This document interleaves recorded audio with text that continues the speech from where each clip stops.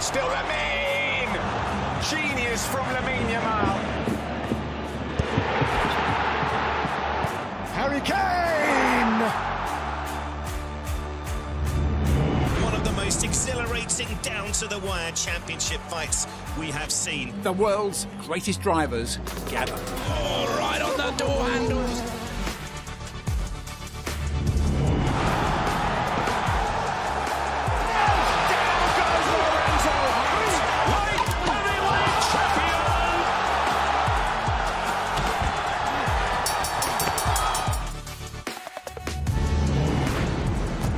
What a spectacle!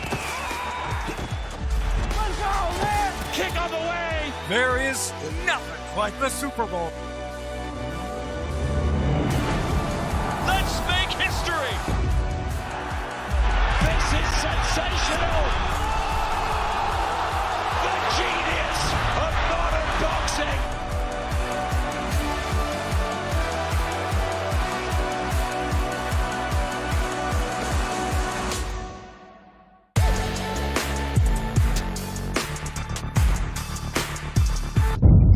The following program is recommended for those 16 and over, as it contains sporting violence, possible bad language, and flashing imagery.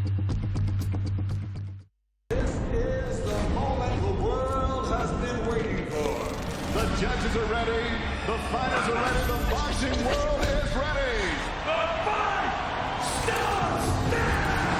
Let's go. How do you like it?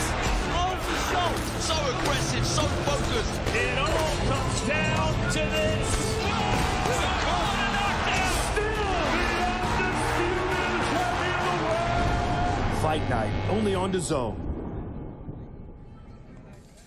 Welcome to Carson, California, Dignity Health Sports Park, better known as the War Grounds, and that's what we expect to see here today. Welcome to Matchroom Boxing. This is the Before the Bell card, and we have an exciting 4-fight prelim and then a 4-fight big card on DAZN. I am joined by 4-division champion Mikey Garcia and Sofia Gutierrez. Great to see you guys. So I think we're all really excited for what's coming up tonight. And I think one of the many storylines that we will get into, and I'll start with you, Mikey, is of course the Pacheco family. Diego Pacheco, the last time we saw him, he left an impression in this same building 2 years ago, a big knockout body shot to Machev Sulecki. That was our lasting impression. Now we're back, and he has actually made some changes. He got a new trainer in Buddy McGirt. Last fight, he was dropped.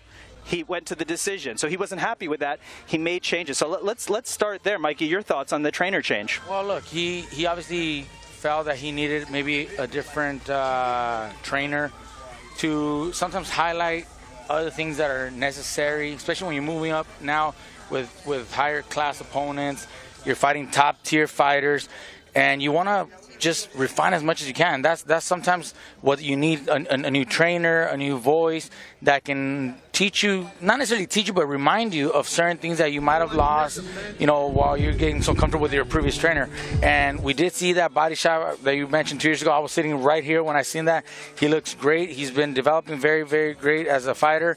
I'm excited to see him again. It really shows a lot of maturity for a 25-year-old, right? He's undefeated, so he could easily keep doing what he's doing. But he said he wanted to be brought to another level, right? He wants to continue to be great, and he wasn't happy, of course, getting knocked down in his last fight, even though he won. So let's now turn the attention to starting our prelim card is his brother, Federico Pacheco Jr. And I would say, Sophia, little brother, but he's actually an inch taller, and I think he's like 70 pounds higher. He's a heavyweight.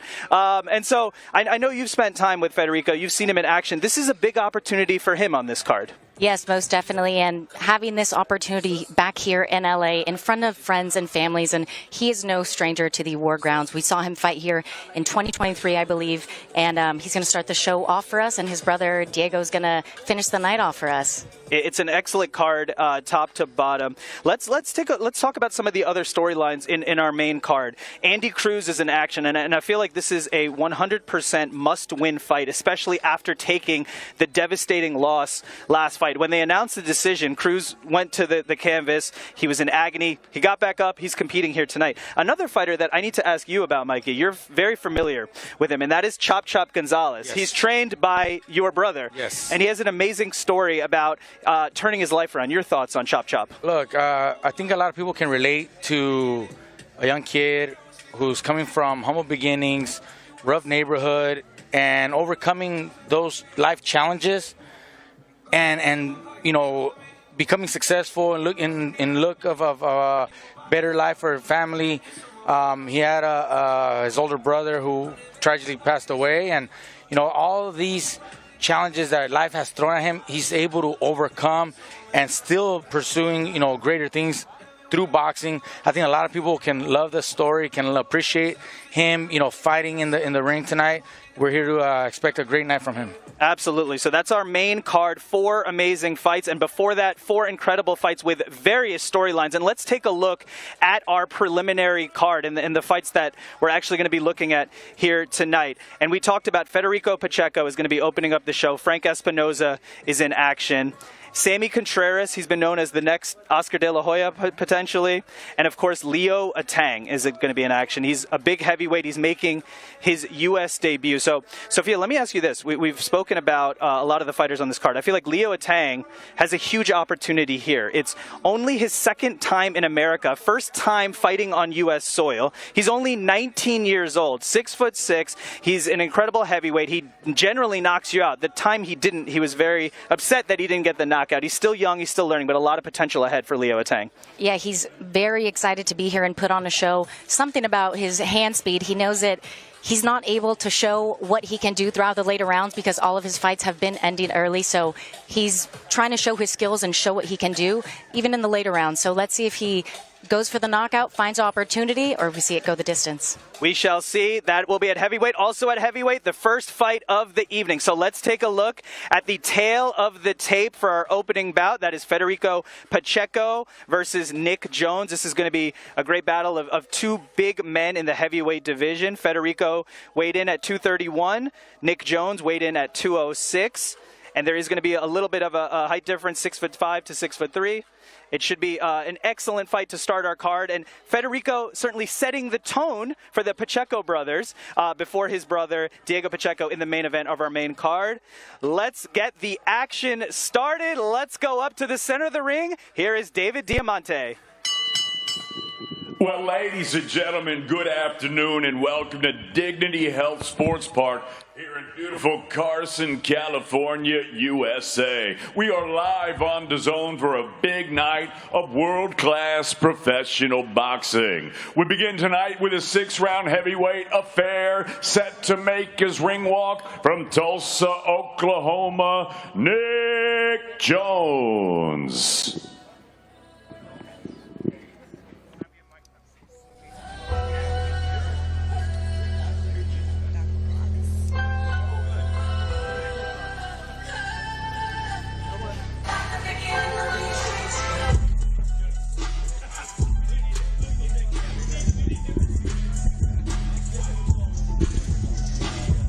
Opening bout of the evening, Nick Jones versus Federico Pacheco Jr. This one is scheduled for 6 rounds in the heavyweight division, and I think Eddie Hearn at the press conference was talking about Federico Pacheco. Hey, there's potential there. He's a heavyweight. Leo Atang is a heavyweight, so maybe there's some potential opportunities there. I spoke to Nick Jones earlier today. He said he stepped away from boxing, but he's been keeping in shape because he's actually been working in the oil mines. So he's been doing that kind of work, but staying ready for a big opportunity, and he feels like he sees something in Federico Pacheco, a young fighter who may have vulnerabilities, guys. Well, he does have experience, and he also has a lot of knockouts under his victory, so he can always be very dangerous, especially against a young kid like Federico, who is still learning, still maybe a little less experienced, and you know, sometimes you get a little overexcited, and you know,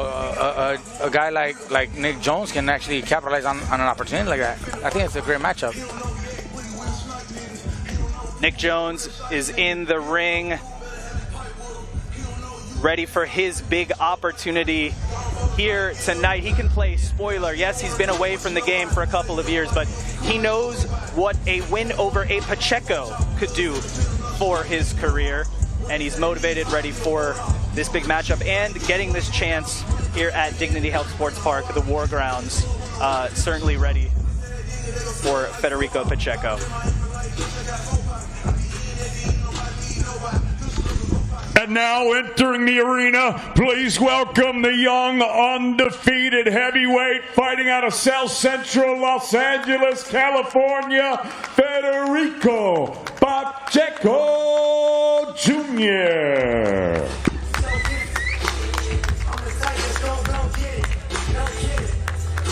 Making his way to the ring, Federico Pacheco Jr., the younger brother of tonight's headliner. He's opening the show. His older brother, Diego, will be closing the show. We know Diego is known for his height at 6'4". Federico, he's actually 6'5", and he's fighting tonight at heavyweight. He weighed in at 231.2 pounds. So everyone is, of course, looking at what Diego did, guys. But Federico, he's only 22. He's also fighting in his home, so huge opportunity here for him. Huge opportunity, and like you said, he's a young guy, hungry, ready to make a statement tonight. As we said, the heavyweight division is emerging, and he's one of the only Mexican ones here. That's a big boy. There we go.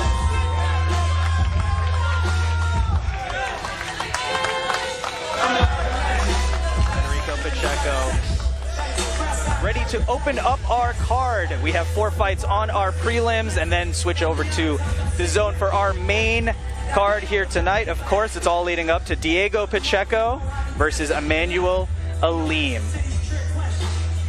Our fighters are in the ring. They are ready. Let's go into the ring. Here's David Diamante. Ladies and gentlemen, once again, what an absolute pleasure it is to welcome everybody here today to the War Grounds, a.k.a. the Punch Bowl, a.k.a. Dignity Health Sports Park in Carson, California. We are live on DAZN for a big night of world-class professional boxing. It's all being brought to you courtesy of Mr. Eddie Hearn of Matchroom Boxing. We're sponsored tonight by Bet Online, Drip, Events 365, Riyadh Season, O'Reilly Auto Parts, Gomez Law Firm, and the 10% Club. This first bout is in association with Golden Boy Promotions, and it is all tonight's bouts are sanctioned under the auspices of the California State Athletic Commission. The commissioner is Peter Villegas. The executive officer is Andy Foster. Introducing your 3 judges scoring our first contest from ringside. Carla Caiz, Tiffany Clinton, and Pat Russell. And at the side of the belt, your third man in the ring, referee Thomas Taylor. And now, ladies and gentlemen, 6 rounds of boxing scheduled in the heavyweight division.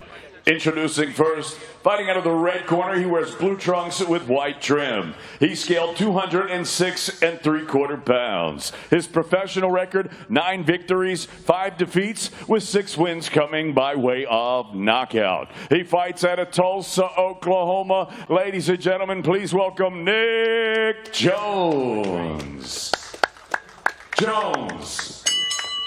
And his opponent across the ring fighting out of the blue corner. He wears black trunks. He scaled 231 1/4 pounds. His professional record, perfect. 10 fights, 10 victories, 7 of his 10 wins coming by way of knockout. Fighting out of South Central Los Angeles, California, here is the undefeated Federico Pacheco Jr. Pacheco Jr.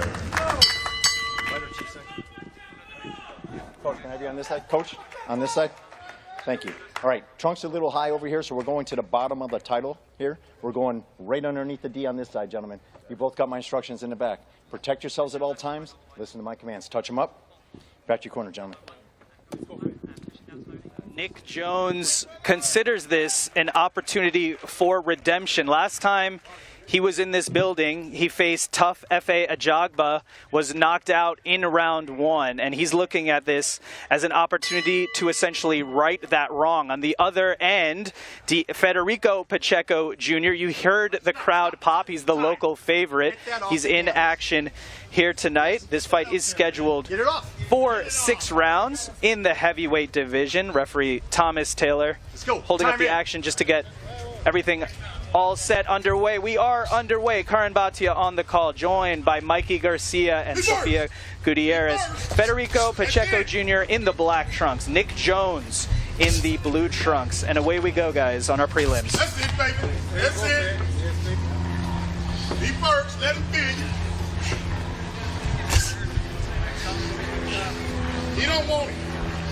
And Mikey, let me ask you about this. We know Pacheco is part of the fighting family, and I don't know if there's many people as qualified as you to talk about what it's like to be part of a fighting family. Of course, the Garcias, Robert, your brother, your father. Can you talk a little bit about the pressure to be part of a fighting family, but also the support that you get? I think you have inbuilt sparring at all times as well. Yeah, no, look, it's great to see your older brother, you know, become successful, become world champion. I think that has, you know, helped me. It obviously helped me through my career to grow up and see my brother go through training camps, go through the big world title fights.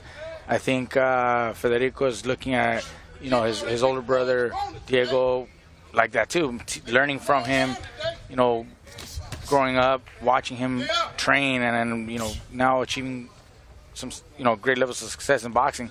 I like Federico taking his time right now, being very patient. He's not carried away. He's not overexcited. I think all that has also translated from watching so much boxing with his family, with his brother. That translates into becoming a better patient fighter, calm, analyzing his opponent. Nick Jones over here is starting to throw a lot of punches, but you know, it's still a filling out round. Definitely and Pacheco's just taking his time.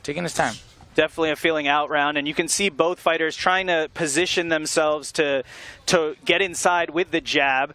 To your point, Mikey, it seems like Federico is okay getting some of the rounds in, right? He's had a couple decisions.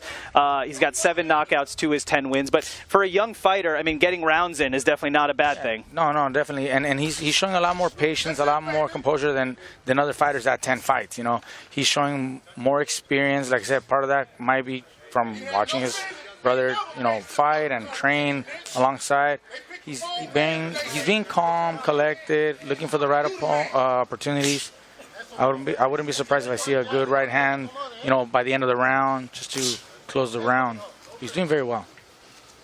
We'll see if anyone knows what to look out for. It is Mikey Garcia. Moments ago, a left hook landed by Jones. Pacheco also landed one of his own, so they traded that. But it was a battle of position, a battle of geography, trying to get onto the inside. And that takes us to the end of round 1 in our opening bout. 4 bouts in our prelim card here today, and then 4 bouts on DAZN, all leading up to Diego Pacheco, the brother of Federico, back in this building, back in his home, where he had that exciting 6-round body shot knockout, emphatic win in 2024. Now he's back. So let's talk a little bit about that opening round, Mikey. We spoke about the battle of the jab. It's interesting. With heavyweights, you don't always see that, right? And it seemed like, in a way, these guys were getting the distance as they would if they were fighters in a lower weight class. Look, I think, again, Pacheco showed a lot more experience than his record shows. And for being only 22 years old, again, that shows that he's been trained well. He has been watching his brother. They were both feeling each other out. And that's part of learning, part of development, and also picking out the game plan for the fight. And you mentioned, Mikey, that you expect to see the right hand at some point unleashed from Federico. So do you expect to see that early in round 2? I see that because I see Jones keep carrying his left hand a little low. And if Pacheco picks that up, he's going to try to land that right hand. And you notice there, Jones rushing in, and Mikey, I'd be curious to your thoughts. There's a big right hand for Pacheco, just like Mikey Garcia called it, right on cue. And that's what I was going to say. It seemed like when Jones was coming in, he was leaving himself pretty open. Exactly. He has his left hand a little slightly low below the chin line, and Pacheco can see that. He'll capitalize on that opportunity. And remember, there is the emotional component here for Nick Jones. Last time he was in the building, he took a knockout loss. He said this was his time to turn that around. He stepped away from boxing for a few years, wanted to wait for the right opportunity. He felt like Federico Pacheco was the right opportunity. And he's not doing bad. Jones is doing fine. He's putting some pressure, trying to land a couple jabs, walking Pacheco back, trying to land a couple combinations. It looks like there might be a problem with the bicep. You can see it there, the right bicep, and that's going to be it. Thomas Taylor waves off the fight, and you can visibly see that, Mikey, his right bicep. He tore that muscle. He tore that muscle. And it's obviously a very frustrating moment for Nick Jones. I think it's also a little frustrating for Federico Pacheco, because I know he was probably looking forward to this opportunity. The fight was just getting going. Not the way you want to win your fight, not the way you want to end the fight. Unfortunate for Jones, you know, got that injury on his bicep there. Pacheco was doing a little bit better job this last round. I told you he landed that right hand right away. He was going to start picking that up.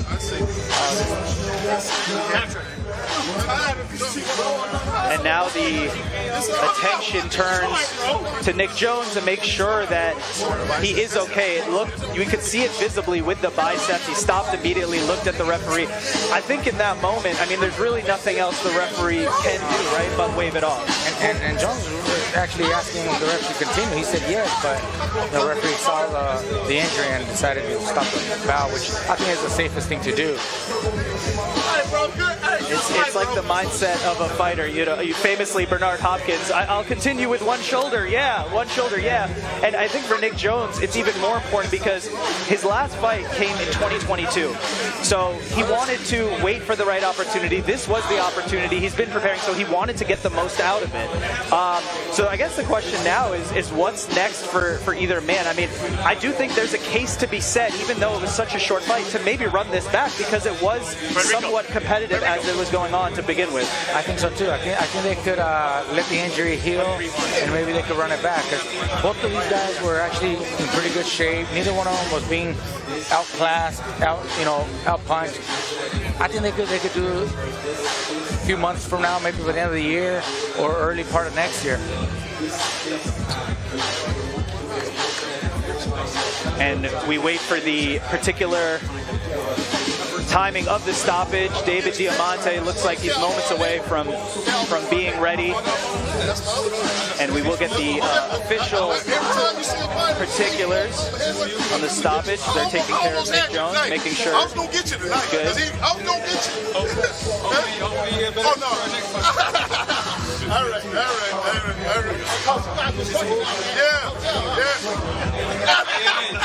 Give me somebody that don't break down.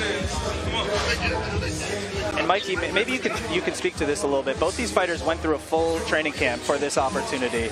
Not ideal to have this. Now, can you get right back in the... Obviously not Nick Jones, but Federico Pacheco. We'll talk about that on the other side of the break. Let's throw it up to David Diamante in the center of the ring.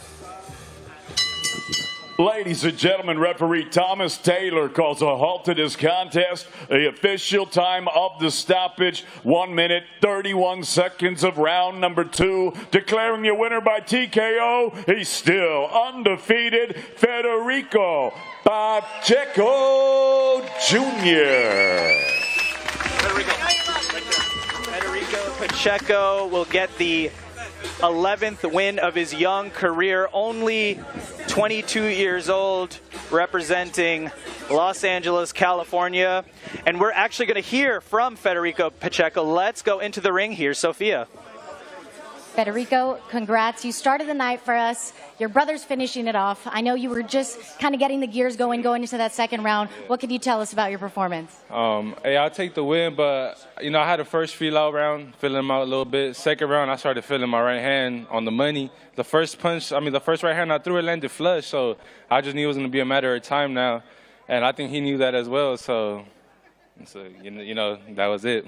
Now let's talk about you being able to fight here in LA, your hometown, in front of friends and families. You fought here also in 2023. How good does it feel to be back here on the same card as your brother? Oh man, I see a familiar face literally everywhere I turn. So this is amazing. I appreciate everybody that's here, everybody that came out early just to watch me. I appreciate you guys, and you know, I wanted to set the tone with a good knockout. Still got a stoppage, and I know my brother's gonna close the show with a fucking bang. So everybody stay here. Yes, sir. Well, congrats on the win. When can we see you back inside the ring? You can see me back. I'm not sure, but I'm gonna for sure announce something by next week because I'm ready to go. So just stay tuned, and I'm gonna for sure be back as soon as possible. Congrats on the win. Back to you guys. Thank you so much, Sophia. So, Mikey, what we were talking about before they announced the official particulars, obviously Nick Jones is going to be out of the ring for some time. He has to heal that bicep injury. It didn't look good. But the question now turns to 22-year-old Federico Pacheco. He just went through a training camp. He just had a round and a half of action. When do you think he can get back in there on a professional level? Look, when you're a young kid like him, 22, you don't need a whole lot of time to recover. The fight was, you know, a round and a half. He didn't get hurt, never took any damage. Training camp is probably the harder part harder than the fight. But he should be able to come back, give it another 2 months, and he should be back in the ring soon. Especially to stay active and stay busy. He said himself, he's probably going to announce something next week. He's probably going to announce something next week. And the interesting part, he said, hey, if you're here for my brother, stay here. You would imagine fans that have come in to see Federico Pacheco are also going to be fans of his brother. That's just the way it is in a fighting family. So I think it was a disappointing end, but it still counts as a win for Federico Pacheco. Takes the win, the young 22-year-old does, and moves on. Coming up next, we have an explosive, fun matchup, and that is Frank Espinoza. He's in action against Luis Caraballo. And the reason I say fun/explosive, so Frank Espinoza, 4-0, all 4 wins by knockout. Now, Caraballo, yes, he's got 8 losses, but he's also got 8 wins, and all of those are by knockout. So when he wins, he knocks you out. So what do you look forward to in a fight like this? Obviously, it has the making of an all-action fight. It's got to be fireworks, man. Both fighters, all of their victories by knockout. Can't expect anything less than fireworks, man. These are the kind of fights that get the crowd excited. It's early in the day, but you need fights like this to get the crowd going. And also, a guy like Luis Caraballo, who, even though he has 8 losses, all of his wins are by knockout. He's always a threat. He's always going to be dangerous. You can never overlook someone like him. So he's got the power. It could go either way. It certainly could. And while we have a moment here, Sophia, let me ask you. The elements, I think, are going to play a factor, right? We can feel the heat here. Obviously, we are outdoors in Carson, California at the War Grounds. But that can also have an effect, I'm sure, with the fighters in the ring. Of course, there's sweat to deal with, overheating, things like that. We've seen that in the World Cup. I don't think there's any hydration breaks. Of course, you have the 1 round, the 1 minute in between rounds, but they're not going to stop the action for a hydration break here. So how do you think the fighter's going to deal with the elements? Yeah, most definitely. It's something that I think starts in camp. When you're in the gym, AC, might feel good, have a couple fans going, but when you're in the heat, you're ready for anything. You're learning to work under difficult conditions that don't go your way. So we talked about training camp and how that affects your preparation. Mikey, let me ask you, what is of course, your brother, famed trainer Robert Garcia, what is the Robert Garcia mindset for training camp? Is the heat on blast? Is there AC? What's it like in there? When you know you're fighting in certain heat, you definitely turn off the AC. You do not train with the AC. You don't want to get your body accustomed to a certain temperature, and then you come and fight in such a heat, or when the heat stroke, you might pass out during the fight. So you need to get your body used to training in the elements that you will be fighting. And so I assume these guys also took that into account and have trained in the proper elements so they can be more or less accustomed to this heat, because it is a warm day today here in Carson. It absolutely is. Right now, it's close to 3 p.m. local time. Later tonight, Federico's brother, Diego Pacheco, will be in action. Let's take a look at Diego Pacheco, the young super middleweight who's been making headlines. He came in there trying to be kind of a tough guy. I grew up in South Central, so being a tall kid, good looking, you know, I had to deal with that my whole life, so it's nothing for me. He knows what's at stake. That's why he's projected himself to say that I'm not confident. I'm 100% confident. Like I told him, he should be thanking me for this instead of talking crazy. When you get selected and when you get certain fights that's tailored for you to win and get pushed for it, it's a way easier route. You know, Lester Martinez had a great fight. He did some good things in that fight, but I feel like against me, he won't have any success at all. It's the animal mentality, it's the animal mode, and you'll get to see that July 18th. It will be unleashed. As every time I fight in LA, I've always gotten a knockout. His level is below I am, so I'll show that Saturday night. He knows what's coming. And let's take a look at the tail of the tape for our second bout of the evening. Frank Espinoza, 4-0, all 4 wins by knockout. Luis Caraballo, 8-1, but 8 of those wins by knockout. They weighed in close to the 160-pound limit. You see the height difference there for Espinoza. And Espinoza from California, Caraballo making his way from Puerto Rico. So it should be a fascinating matchup for as long as it lasts. It definitely has the feel of a don't blink fight, and that is based on the power that both men have, and also the magnitude of this opportunity here at the War Grounds. And let's go inside the ring. Here's David Diamante. Ladies and gentlemen, we are set to go with our next bout of the evening. 6 rounds middleweight, set to make his ring walk, fighting out of La Perla in San Juan, Puerto Rico. Corazón de Oro, Luis Caraballo.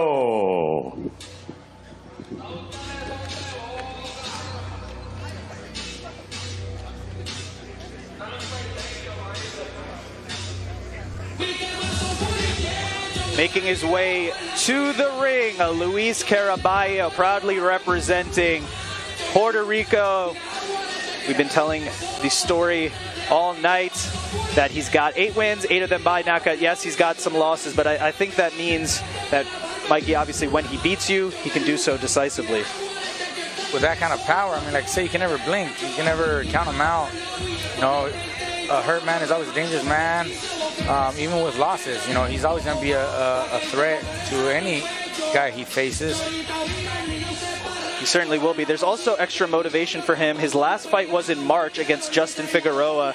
That fight was declared a no contest after Ramos was injured due to an accidental foul. You can watch it back and see the fighters kind of fall on each other, and so it's almost similar to our opening bout here in the prelims. I mean, that's frustrating when you're just getting going early in a fight. So he wants to come in here and right that wrong, right that no contest, and get a chance to be active. For sure. I mean, and now entering the arena, please welcome the young undefeated charge from Sacramento, Frank Knuckles Espinoza.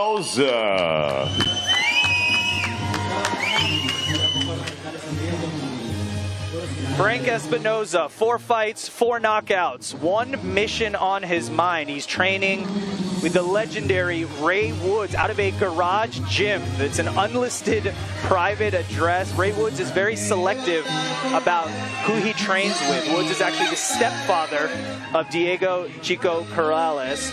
And Frank Espinoza said, my goal for this, for my career, is to give Ray Woods his next and maybe last world champion. And so he's well on his way, 4-0, 4 knockouts, but that's his mission tonight. Well, it's a good mission to have, man. Young and hungry. It certainly is, and we know how many battles have been fought on these grounds, the War Grounds here in Carson, California, legendary venue. Some of the best fights we've seen in recent memory. Fighters are in the ring, and we are underway. We are ready to get underway for our second prelim bout of the evening. Ladies and gentlemen, Carson, California, live on DAZN. We are set to go with our next bout of the evening, and it's all being brought to you courtesy of Mr. Eddie Hearn of Matchroom Boxing in association with Paco Presents. Introducing your 3 judges scoring this contest from ringside: Carla Caiz, Tiffany Clinton, and Jack Reese. And at the sound of the bell, your 3rd man in the ring, referee Ray Armendariz. And now, ladies and gentlemen, 6 rounds of boxing scheduled in the middleweight division. Introducing first, fighting into the red corner, he wears red with white trim. He scaled 161 pounds. His professional record, 8 victories, 8 defeats, 1 draw, all 8 of his wins coming by way of knockout. Peleando desde La Perla, San Juan, Puerto Rico. Ladies and gentlemen, please welcome Corazón de Oro, Luis Caraballo. Caraballo. And his opponent across the ring fighting out of the blue corner. He wears blue with white and orange trim. He scaled 159 3/4 pounds. His young professional record thus far perfect. 4 fights, 4 victories, all 4 wins coming by way of knockout. He fights out of Sacktown, Sacramento, California. Ladies and gentlemen, the young, hard-hitting, undefeated Frank Knuckles Espinosa. All right, look here. From here on up is good for you. De aquí para arriba está bien para ti. Any punches along those lines are going to be considered fair. Ya te di instrucciones en el vestidor. I gave you instructions in the dressing room. Quiero una pelea limpia. I want a clean fight. Choque guantes. Touch them up. Back to your corners, gents. And we spoke about Luis Caraballo's last fight, the no contest. Before that, earlier this year, he had a first-round TKO win. So he's looking to keep his 2026 going. Standing across the ring, though, is young, hungry, undefeated Frank Espinosa. This is the second fight of our prelim card here at the War Grounds. Matchroom Boxing on DAZN. Karan Bhatia joined by 4 division world champion Mikey Garcia and Sofia Gutierrez. We're here in Carson, and this fight is scheduled for 6 rounds in the middleweight division. Frank Espinosa is in the brown trunks, Luis Caraballo in the red. Not a whole lot of filling out around for these two. They started swinging pretty hard right away, man. Yeah, you know, something that Frank had said is that he was so excited in his last fight that this fight, his focus was just to feel his opponent out, break him down so he can really showcase his skills, and he's getting right to it. He's getting right to it, man. And this fight is already a phone booth fight. These guys are nose to nose, and you see hooks to the body, power shots from both guys. There was a right hand upstairs moments ago by Espinosa that certainly got the attention of Caraballo.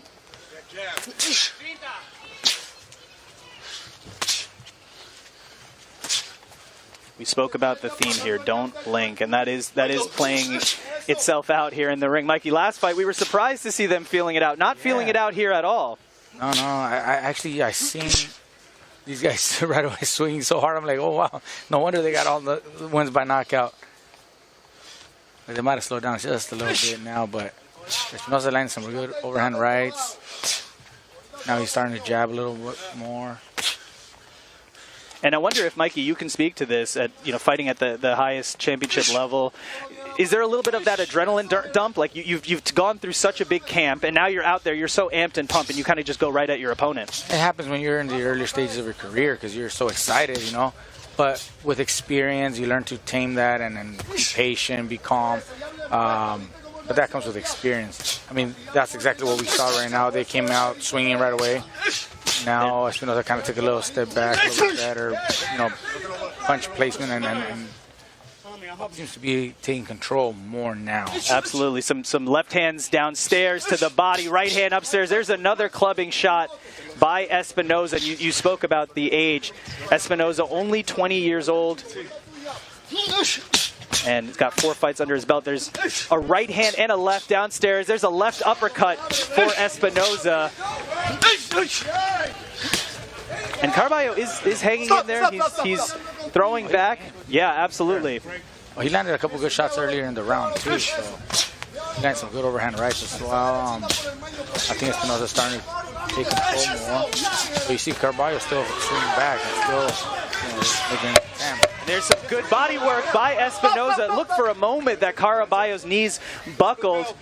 Espinosa swarmed him as we close out round 1, but certainly to the point of Mikey Garcia, it seemed like the momentum was going in the favor of young Frank Espinosa. That's exactly Big shout to all Bradley all at once and Trent. Frank Espinoza turned pro at the end of 2025. He's had a perfect 2026, 3 wins, all by knockout. He's never seen a round 4 in his life. This fight is scheduled for 6. We'll see if it gets there. I'm curious, Mikey, to your thoughts. The end of round 1 there, as Caraballo was backing up and Espinoza was going to the body, it did seem like Caraballo's knees buckled a little bit. He did a little bit. I think he might have been a little off balance also. His feet might have been a little too far apart, but he did get hit with like an overhand right that buckled him a little bit too. We'll see how that plays out in round 2. This one is scheduled for 6 at 160 pounds. Guys, that corner, red corner. Espinoza in the brown trunks, Caraballo in the red. Both guys picking up where round 1 left off, and that is trading on the inside. Some left hooks, some uppercuts, and one thing that has been consistent is the body work by Espinoza. Massive left hand lands for Espinoza. Pretty good to see a young fighter like Espinoza also look for the body shots, not forget about, punching the body. Sometimes you get too excited and go for the knockout and try to hit nothing but headshots, but he's actually been working the body very well.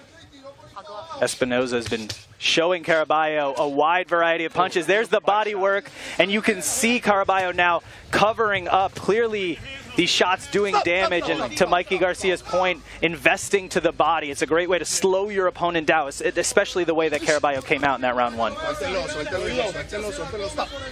And we have a corner report from the corner of Frank Espinoza. Sophia, what do you have? That's right. His coach said, keep it simple. You heard him. Now you just have to be patient and watch that opportunity to go that uppercut in the middle. Other than that, good defense. Just keep your hands up.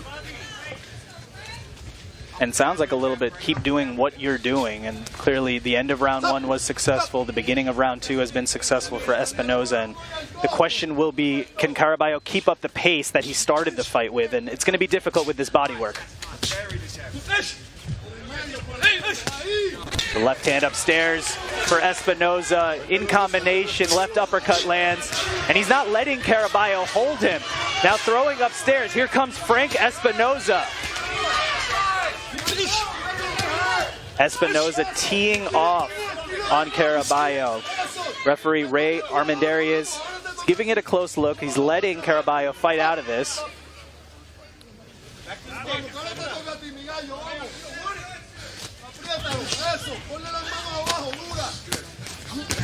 And Mikey, to your point, you noticed that Caraballo did start holding a little bit in round 2, and obviously the fatigue and the body shots that he's absorbing play into that. He's taking some damage now. I think Espinoza's starting to really impose his power and boxing. So I like his punch placement too.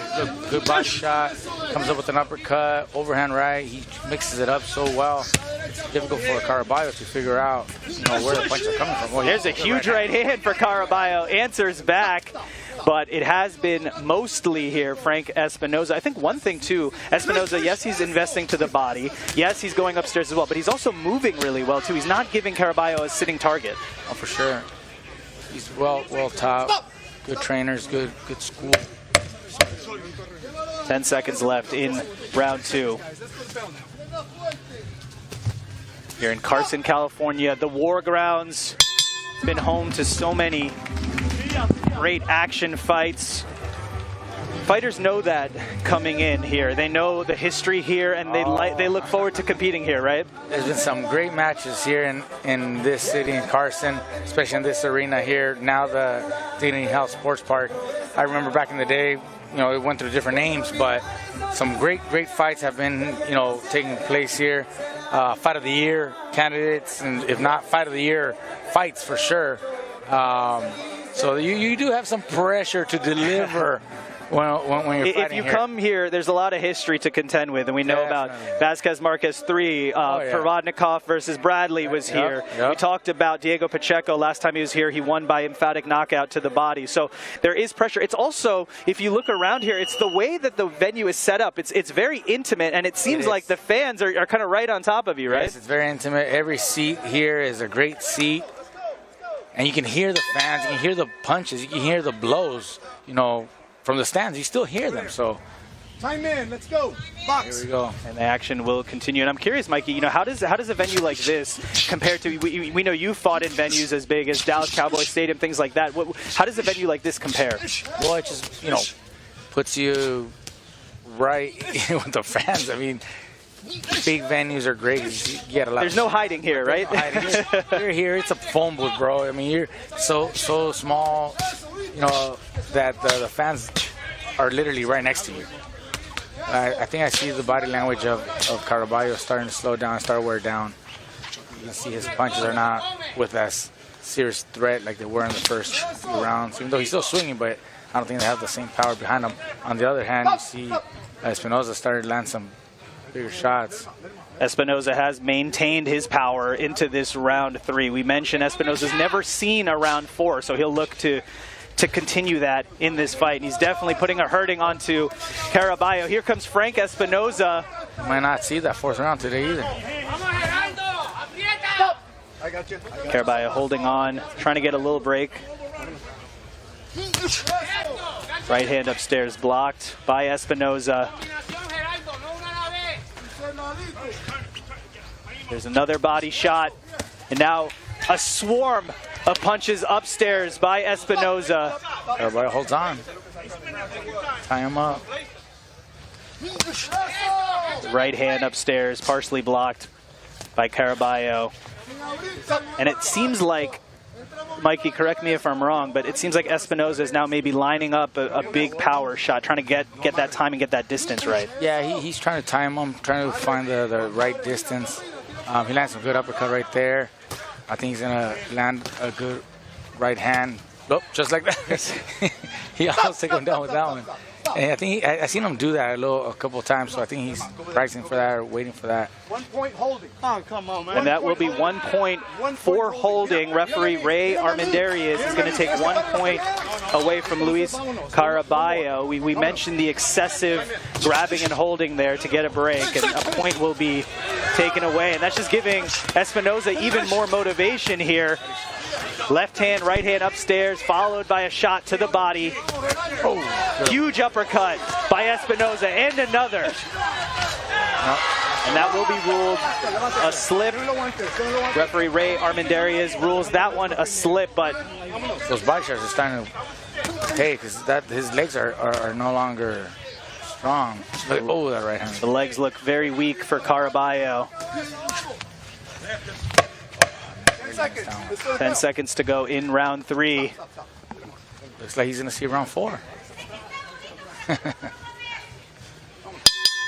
And that does close out round 3. New territory for Frank Espinoza. I don't think he's worried about it, though, in terms of how controlled he is in the ring. And we spoke about this last fight, but it's probably a good thing for a young fighter to get rounds under your belt. Espinoza only 20 years old. For sure. I mean, when you're up and coming, young, developing fighter, it's good to get rounds.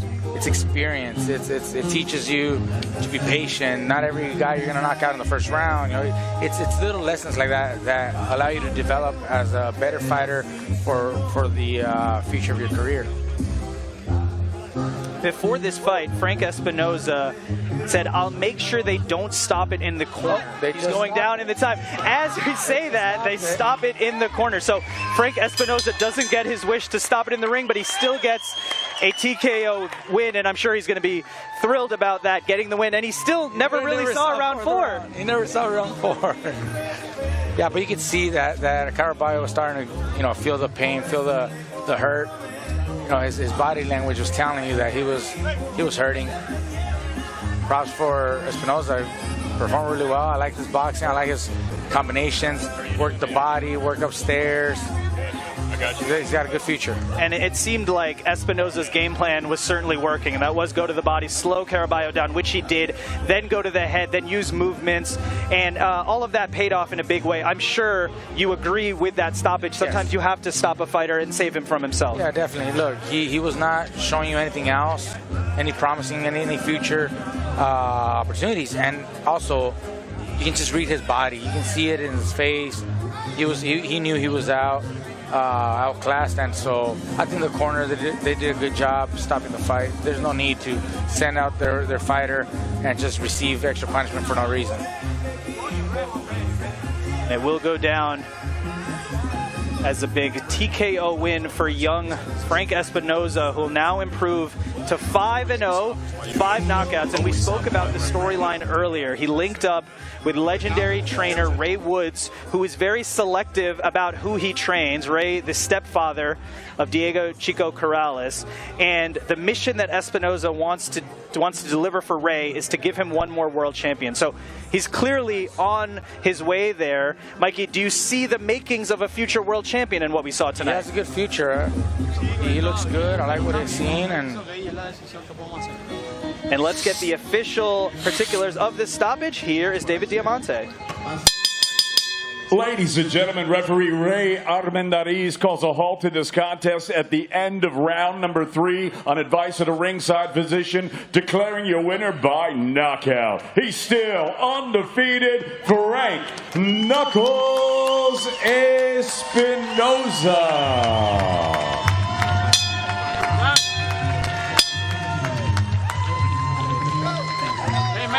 Espinoza gets the 5th win, 5th by knockout. His record stays flawless. He said he didn't want the fight to stop in the corner, but that's what ended up happening. He'll take the win either way. Let's hear from him. Let's go into the ring. Here's Sophia. Frank, congrats on the win. Now, something you said in the press conference was in your last fight, you were really excited, but this time around, same excitement, but you wanted to break your opponent down. What did you think about what you did tonight? Yeah, I was very proud of my performance, you know what I mean? Like I always say, I went in there, did my thing, did what my coaches told me to do, and I got the job done, you know what I mean? He left the ring, so that's what I'm supposed to do. I heard your coaches from the beginning, be patient, but then they were like, hey, we're seeing the opportunity. When he slips, you better get with that uppercut. What else was your corner telling you? Just, keep that jab going, break his body down. You know what I mean? I heard it when I was in the ring, so that's all I was trying to do, but I always get excited, you know, so when he was trying to fight, hey, I'm not ducking no smoke, so I'm getting up in there too. Well, congrats on the win. How soon can we see you inside the fight, and maybe perhaps for the 4th round? Whenever, you know what I mean? I'm always ready, so yeah, whenever they say you have your next fight, I'm ready. Congrats, Frank. Back to you guys. Thank you, Sophia. He's certainly a confident young man. You heard that in his voice there, Mikey. So as we were saying before the decision, his goal is to be a world champion for his trainer, Ray Woods. The tools are there. 5-0, 5 knockouts, certainly all the signs there to be a future world champion. I do like what I see. I like his boxing. I like how he was placing combinations upstairs, downstairs, and he's in good hands. Great trainer, great coach. I think he has a bright future. He certainly does. And for Luis Caraballo, he took the loss today, but he hung in there early. Would you have any tips, advice for him as he continues in his career? It seemed like he came out hot, but obviously he was absorbing a lot to the body, which it's very difficult to take as a professional fighter. Maybe take a fight or two against, lesser quality opponents just to get his confidence back and get on a winning streak. Facing someone like Espinoza like this is going to be tough, But he did good. He was doing well in the first round. He came fighting, came swinging. He was always game, but you do see the effects of the damage that he was taking as the rounds carried on were starting to make an effect. It certainly was the case, but electric win for Frank Espinoza. We have 2 more fights on our prelim card, and headlining our prelim card today is the heavyweight, 19 years old, Leo Atang. He's from the UK. He's an absolute sensation. I think the UK fans are going to have to maybe pause the FIFA game to watch this, because they're going to want to see their man Leo Atang in action. But before that, next up, we talked about a young, exciting fighter. I got another one for you, Mikey. Sammy Contreras. He's only 22 years old, 7-0, and the comparisons have been to a young Oscar De La Hoya. He's from Los Angeles, California. He's in action here tonight. So what do you think this atmosphere is going to be like? He's fighting here at the Hallowed Wargrounds. Oh, when you're from LA, you're fighting here, and you're a hometown favorite with a lot of expectations. That could put some pressure on you. That could put some pressure, being so young and all eyeballs looking at you.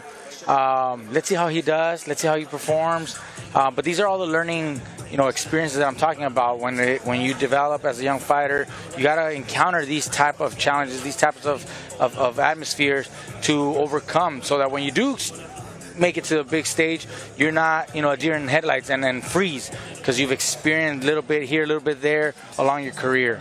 Certainly. We'll see how Sammy Contreras responds to that. Sophia, you spoke with the young, motivated there, Frank Espinoza. Do you expect to see the same confidence from Sammy Contreras when he comes out here tonight? You know, I think so. He is a young and hungry fighter, and just like Mikey said, fighting in LA is great, but you can also feel that pressure. Something that I will add that he said during the presser that I loved is that it's easier for fighters to stay active now that we have all these promotionals under one broadcast on DAZN.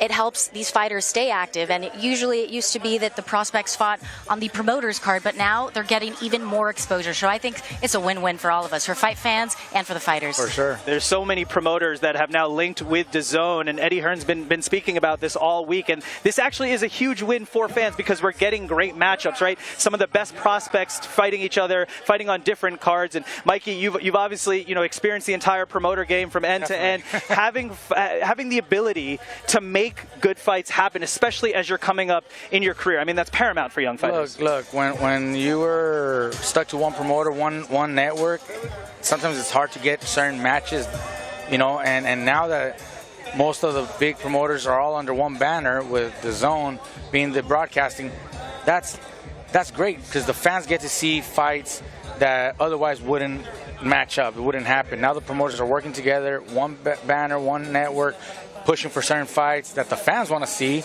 and that's what really boxing should have given us, and we're seeing that now, finally. And next up, after Sammy Contreras, will be our headliner for our prelims here, Matchroom Boxing on DAZN. That will be Leo Atang.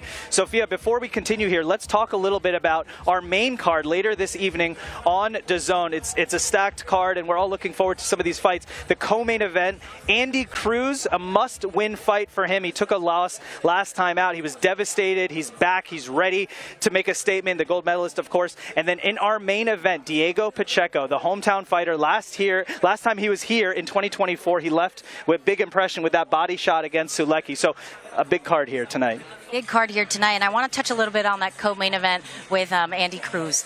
We saw that fight back in January. I think he did great, amazing, but he's trying to get back on that winning streak. And just like he said, with every fight, you learn something, win or lose, but he's just excited to show them what Andy Cruz has in him, what is still to come of him, and tonight he plans to do just that. He certainly does, and I think for Andy Cruz, it really can't be overstated how important this is. He can't take 2 losses in a row, so this is going to be everything for his career. And in the main event, Diego Pacheco, the theme here, I think, has been young fighters, local fighters, making their name, continuing to make their name, but it's also been really smart, motivated young fighters. And Diego Pacheco made the move of getting a new trainer. He's now linked up with he's now linked up with Buddy McGirt in his corner. He wanted to get to another level, and I think that shows a lot of maturity for a 25-year-old. Look, Buddy McGirt's known for being a more defensive-oriented trainer. I think Diego is looking to refine his defense a little bit more, and that's why he decided to go with Buddy McGirt. Buddy McGirt has been a great trainer for many years now and has had great champions. And Diego's in search of that. Again, sometimes you just need someone to remind you, someone to teach you, and you know, refine, tweak a little bit of your game plan. And that's what Diego's, you know, looking for to get him to that next level, because he's about to step into the ring with the world champions of the sport, and he wants to be the best that he can be. Certainly, there were big names floated for Diego Pacheco in upcoming fights. Canelo Alvarez was one of them. Hamza Shiraz was another one. So Diego Pacheco now linking up with Buddy McGirt, looking to take it to that next level. He's undefeated, but he was dropped his last fight. It went to decision, so he's looking to get even better. So we have a stacked card, like we said. In our main event, we mentioned Diego Pacheco, but I will be remiss if we don't have a little bit of conversation about the man across the ring from him, and that is Immanuwel Aleem. And if you listen to some of the lead-up, Aleem is nothing but confident against Pacheco. He came out to the press conference with a hazmat suit. He said, I'm going to get a body. And if you heard from his father, Omar, he said there is some divine forces for his son, Aleem. He said it's part of the cosmos here. So they're feeling some spiritual energy going into this main event, Sophia. That's right. And to Emmanuel's corner, they said, you know, Pacheco is just a stop that we need to make in order to get Canelo. But the confidence was through the roof. And, hey, that's what you need. That's what you need. So obviously, you know, both fighters want that big prize, but neither can overlook the man in front of him. And I think, Mike, you could speak to this, how important it is every fight in that stepping stone. You never want to overlook your opponent. That's probably one of the worst things you could do as a fighter. Definitely. Diego right now can't overlook his opponent. He knows there's big plans for him in the future, but he's got to treat every fight like if it was the world title fight, because one setback can set him back, you know, a year or two. It can really hurt his career. So every fight is just as important right now, because one leads to the next, and that next one will be that big title shot that he's looking for. Certainly, it absolutely will, and that's coming up later tonight, our main event of our main card, Diego Pacheco versus Immanuwel Aleem. Next up, we have the young 22-year-old Sammy Contreras. He's taking on Jorge Ayala. Let's take a look at the tail of the tape. Sammy Contreras weighed in at 136.2 pounds. His opponent, Ayala, 135.8. Contreras listed at 5'11". Ayala, 5'8". So he's going to be punching up here tonight. Contreras is also the hometown fighter here from Los Angeles, California. And so he'll certainly be playing off of the crowd. They're starting to file in here. We had some fans here for Federico Pacheco. Of course, they're going to stay here for his brother, Diego Pacheco.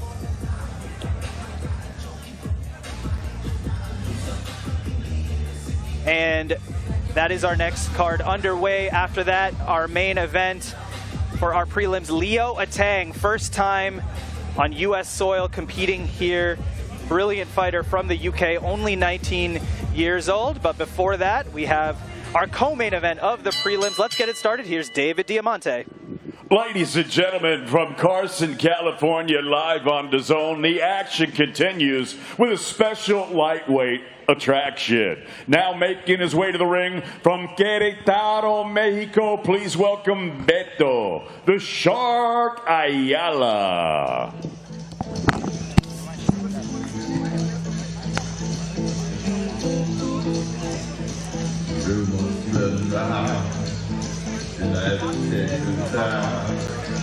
Making his way to the ring, Jorge Ayala also goes by Beto, fighting out of Mexico, 5 weeks removed from his last fight, and so he knows that when an opportunity is there to play spoiler, he needs to take it. That's what he's going to do here tonight. But Mikey, he just fought June 13th of this past year, so he's getting right back in there. That's what it takes. I mean, you got to be able to get in the ring, get back in training, you know, and then sometimes you get a call, you know, within a week or two, and you're like, hey, I need you. We need somebody to jump in the ring. And you got to stay ready. You got to stay active, you know. I remember when I was up and coming, we didn't take much time off. You know, we took maybe a few days, 4 or 5 days off, and then we're back in the gym, stay active, stay in the gym, stay training, because you never know when that next phone call will come, you know? You got to stay in shape. And that really is such a big part of it. It's so difficult as a boxer to go through training camp the way you need to go through to compete in the ring. But I think the other tough part to navigate, and luckily we were talking about this earlier, Sophia, it's getting easier now with the batches being able to be made and more opportunities for fighters. But that's a whole nother part of it, the business of boxing, getting ready to stay by the phone. When your name is called, you may get a big opportunity, you may not get that again. Yeah, you have to stay ready. Those who stay ready don't have to get ready. And in boxing, that's super important, just like our co-main event. And let's go back into the ring. Here's David Diamante. And now entering the arena, please welcome the undefeated young fighter from Los Angeles, Samuel Contreras.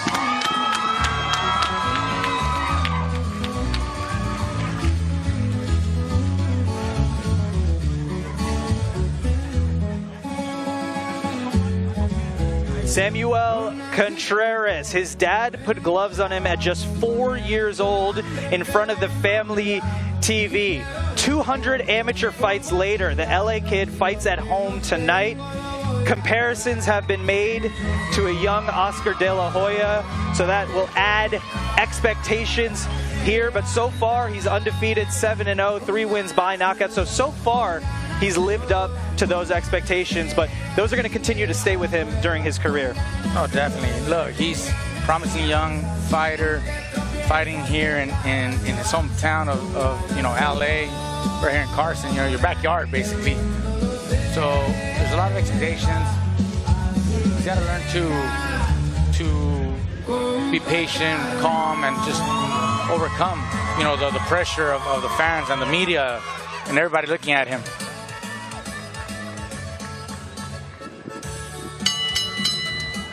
Ladies and gentlemen, from beautiful Carson, California, live on DAZN, we are set to go with our next bout of the evening.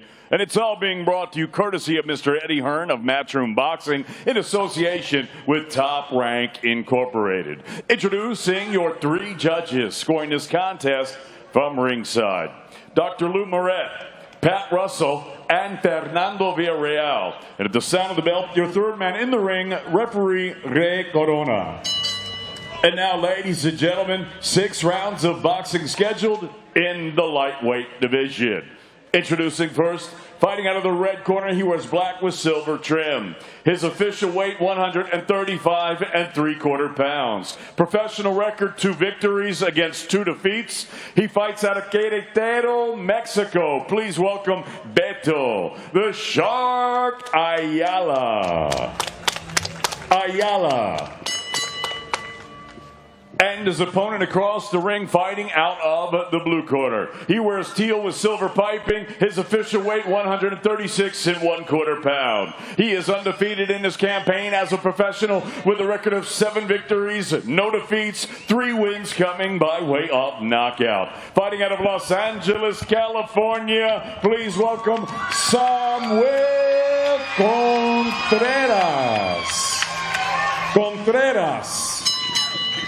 Go fighter, 2 seconds.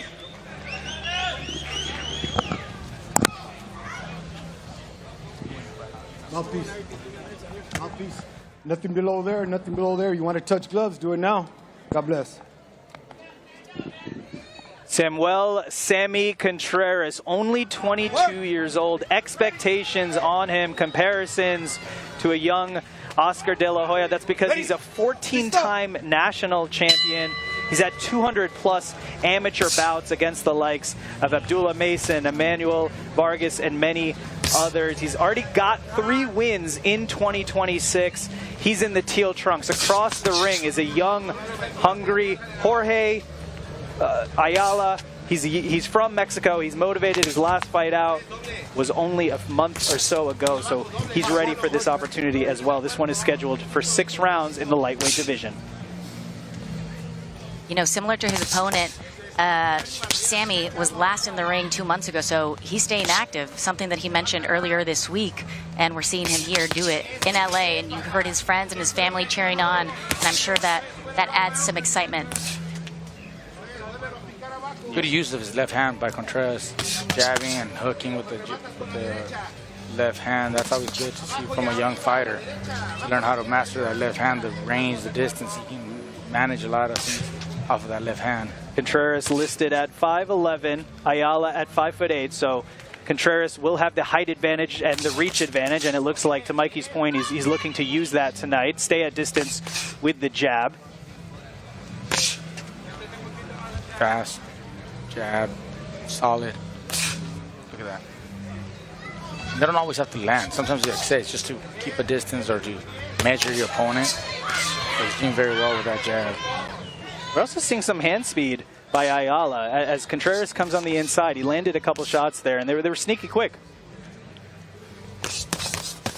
Some great work by Contreras. Downstairs, upstairs, showing a little bit of everything. Showing some movement here. Still a feeling out round, though. You can tell these guys are just getting started. There was a long right hand for Contreras.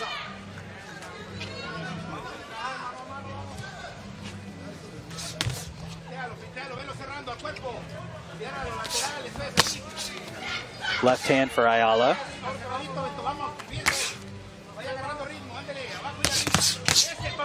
Both guys trade left hands in the center of the ring. And you can see Contreras getting the distance down for that left hand, this time following it up with a right.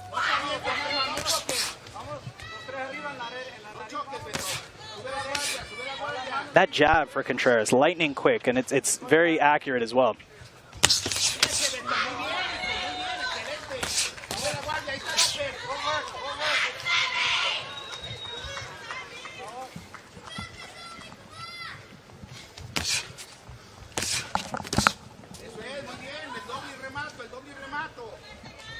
And I think I heard, I don't want to, unless you're comfortable, Mikey, I think I heard maybe a little bit of a prediction for this fight. You have a certain, you're leaning a certain way? Well, I see Contreras. I like how he's on his toes. I can see the resemblance and the comparisons to De La Hoya. Yes. That kind of fighter. Right. He likes to stay on his toes. He's very quick, very sharp with it. I could see a knockout, a quick, punch that you don't see. I see his opponent slower, more flat-footed. Even though he's still dangerous, he's swinging some good left hands here and there, but that speed and power from Contreras might be the difference. And that's exactly it. Brad Goodman of Top Rank, he's compared Contreras to a young Oscar De La Hoya. He said the style when De La Hoya first started, jumping up and down, using the jab, right? That's what you saw in there. That's what I saw, and I mean, you can see it right away. As soon as the round started, you saw the jab, the left hand, hooking and jabbing again. Those are signs of a fighter that's well-trained, that knows how to use his distance, his height and reach. And then when he's on his toes, makes you even quicker, sharper, faster. And that is the theme as well that we've been talking about. Another one of the many themes here tonight. Contreras signed to a multi-year deal with Top Rank, but he's fighting here on the Matchroom DAZN card, and that is what we're getting to see, these cross-promotional fights and getting to showcase young prospects, and that's a testament to Eddie Hearn and the other promoters working together to give the fans opportunities to see young fighters, help build their name as we start round 2. This one is scheduled for 6 in the lightweight division, and it looks like we're kind of picking up where we left off. It still seems like Contreras is getting that distance down for his jab, where he might open up a little bit more in the coming rounds. Yeah, look, I think Contreras also showing me patience, because even though he landed some good shots, he doesn't overcommit. He goes back to the jab, goes back to his range and distance. There's a couple exchanges here, and Ayala is game. He's swinging, but it doesn't overexcite Contreras. Contreras goes back to boxing, gets on his toes, jabs, jabs, jabs, hooks, walks away. So that shows patience. Maybe that's also why he doesn't have all his victories by knockout, but he waits for the knockout to come to him.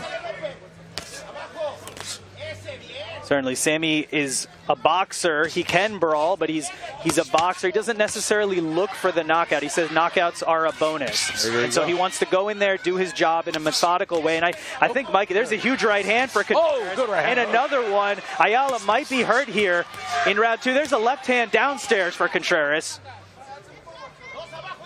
But see how patient he is?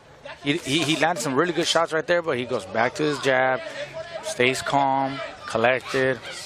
That's very, very good to see in a young fighter like Contreras. Left hand downstairs, left hand upstairs for Contreras.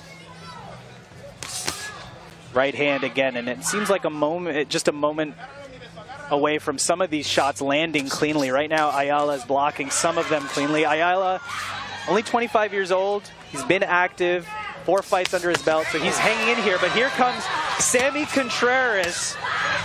Quick combinations upstairs, downstairs. But we are noticing patience here. Yep. A lot of patience here for Contreras. You got 6 rounds. There's no need for him to rush in the first round or second round. He can see that he's breaking down his opponent. Ayala, like I said, he's very flat-footed. He's blocking a lot of punches. He throws a couple punches here and there, but you do see the body language, and the momentum of the fight and everything. You start putting all that together, Contreras should possibly stop him in a few rounds. There's no rush right now. Look at him on his toes, on his feet. Look at him. That does remind you of the young Oscar De La Hoya. Yeah, the comparisons have certainly been made. Fighting with that left hand out there like that. I've seen De La Hoya in that pose so many times.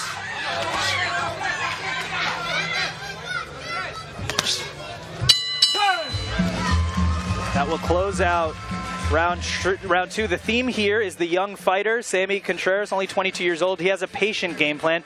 And Mikey, so in a way, that's great for your long-term longevity as a fighter, right? If you can be patient, you don't have to take many risks. You don't have to get caught coming in. So that's great for you as a young fighter. At the same time, we know what marketing is like in modern day boxing, and that is the virality aspect of those highlight reel knockouts, right? We're on DAZN. We're also on YouTube, on Matchroom Boxing and DAZN. So there's this fight is very accessible for a big audience right now. So how do you think as a young fighter you balance those two, the longevity of your career, but also wanting to get those highlight reel knockouts? If I'm Contreras, I'm taking my time. I'm boxing. I'm not getting hit. I'm not taking any punishment. But I'm going to take advantage of the opportunities that are presented so that I can get those highlight reels, so that I can get those explosive knockout reels. And I think that's what he's waiting for. I think that's his game plan. He's dominating the fight. He's in control of the rounds. He's going to wait for the right opportunity to unleash a good overhand right or a good left hook and put his opponent out. Round 3 here. And this is the third fight of our prelim card. 4 fights here at Matchroom Boxing, our prelims, and then our main card, Matchroom Boxing on DAZN. 4 more huge fights, of course, headlined by Diego Pacheco and Immanuwel Aleem. But right now, young Sammy Contreras standing in the center of the ring. He's been getting his timing, working his jab, but he has a game Jorge Ayala across the ring from him. And Ayala, if you notice, he's moving forward, right? He's not backing down. Look, this round he started coming forward with more pressure, more punches, more volume. This corner must have told him, look, on the outside, he's got the reach and the height. He can't do nothing from the outside. Get on the inside, put some pressure, and play. You know, you got to take a little gamble here and there. And I think that's what he's doing, which actually he's having some success also. You know, maybe not as effective and you know, hurting Contreras, but he's having some success, landing some punches, maybe making things a little more complicated for Contreras. I think Contreras is the better fighter overall. I think he will, you know, learn from all this. Maybe figure out which distance, which way to walk, but he's jabbing well. Now Ayala slowed down just a tiny bit, which allows Contreras to jab again. And you spoke about Ayala coming forward. He's from Mexico, so I think that's probably the least surprising thing that there is a fighter from Mexico moving forward, pushing the action, and that's what we love to see from our Mexican fighters. Slowed down just a hair now, and maybe this is an opportunity for Contreras to step on the gas. I'd like to see that right hand by Contreras right now with that low left hand by Ayala. I think that's a good opening, good opportunity for Contreras to land that. Oh, there you go. That right on cue. Mikey Garcia called it. Another one.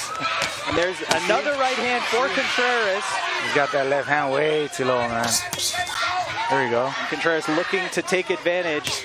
We do see some blood on the left side of the face of Contreras, and it looked like he took a big shot there from Ayala. The nose is bleeding a little bit.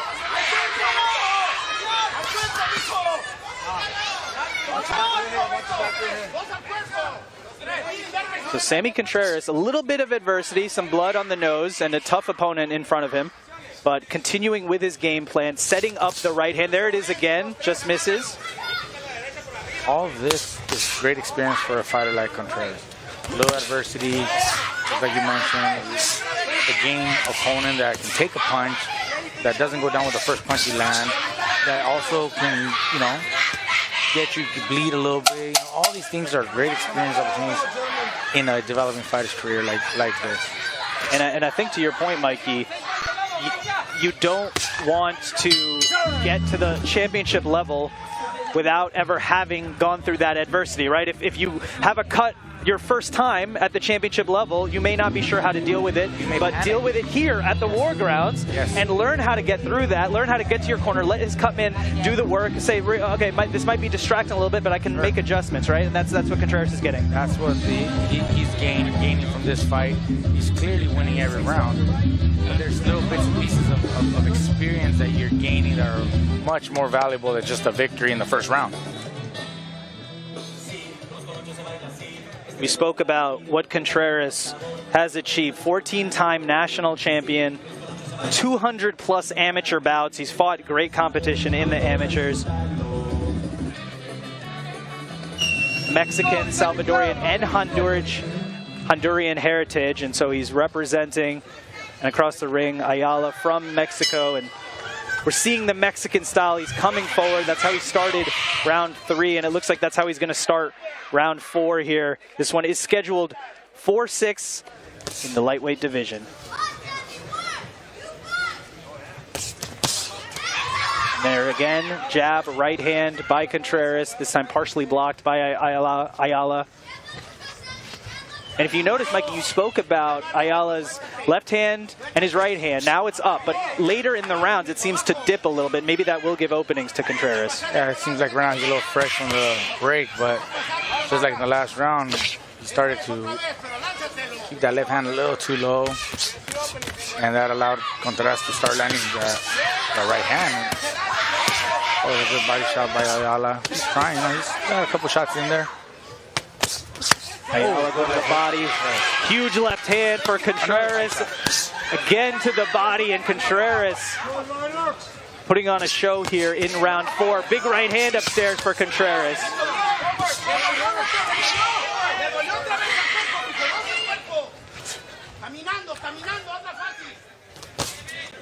Right hand again for Contreras. He's lining it up, teeing off on Ayala.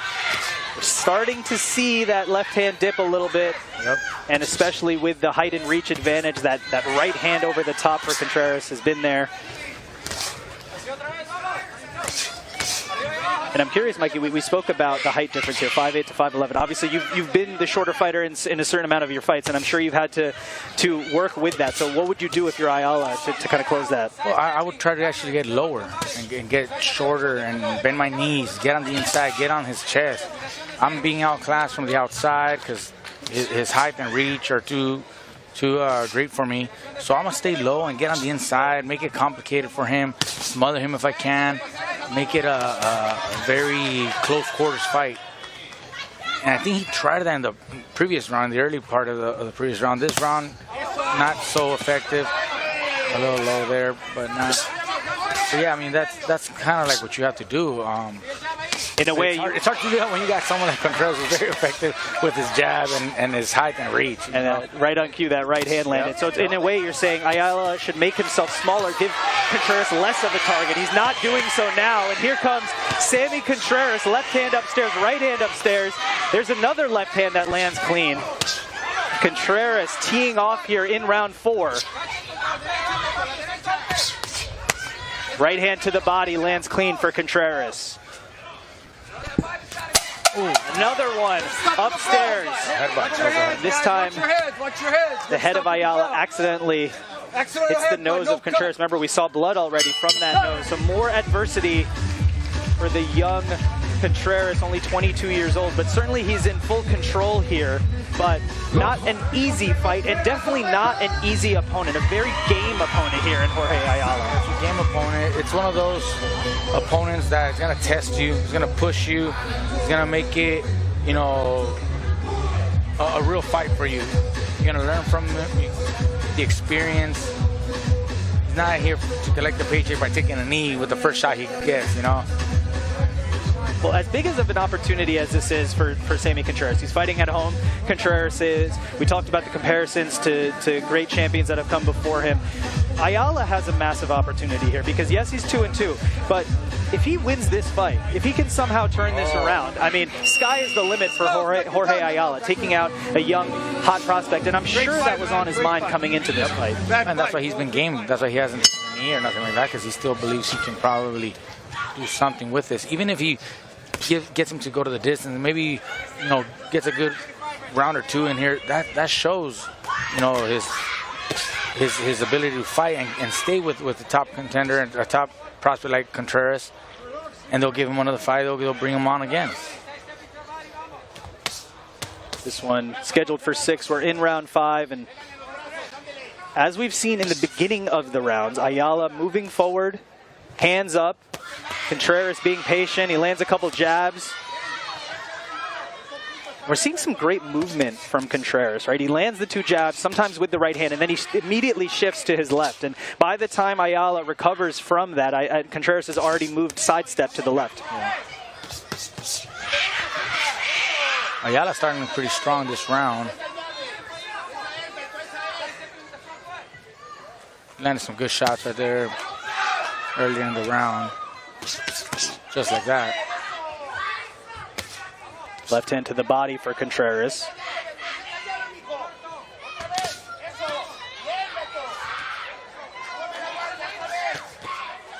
Nice left hand, right hand for Contreras in the center of the ring.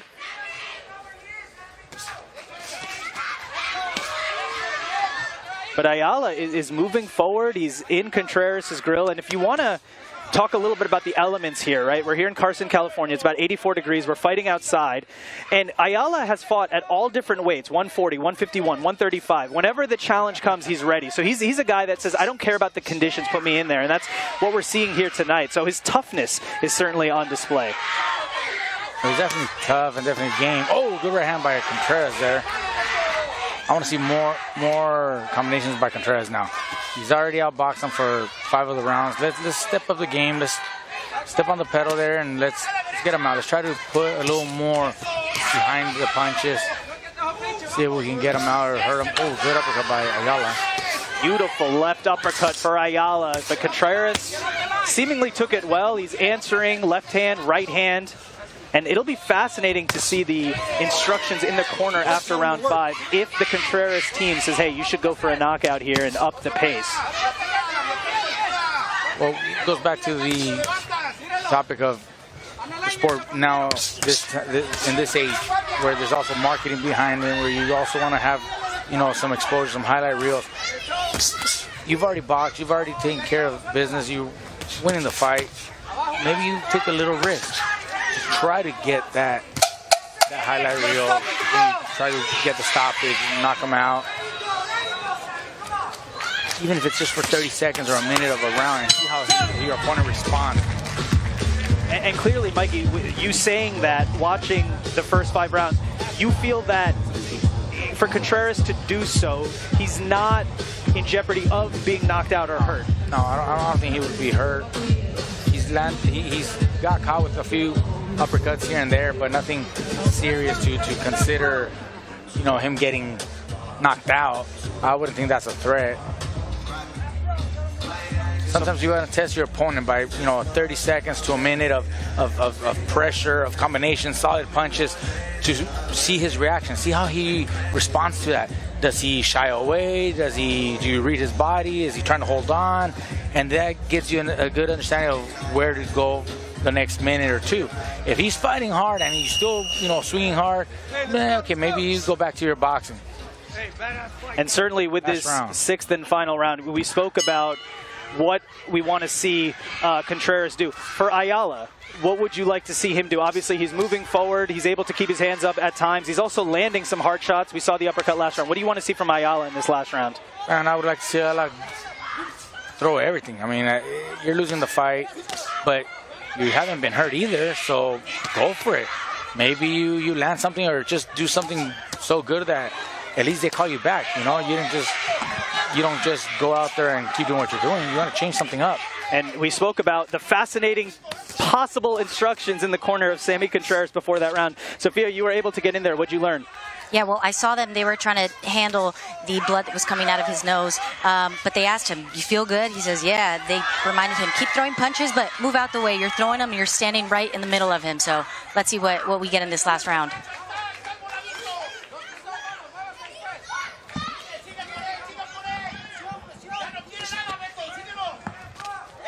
There's that uppercut to start the flurry for Ayala. Contreras being patient. There's a right hand as well for Contreras. Another one, but Ayala is game here. I mean, he's really moving forward. He is not making this easy for Contreras. That uppercut again. Ayala saw that the uppercut with the left hand is open, and he's taking it. Blood streaming down the nose of Sammy Contreras. Lands the right hand again upstairs.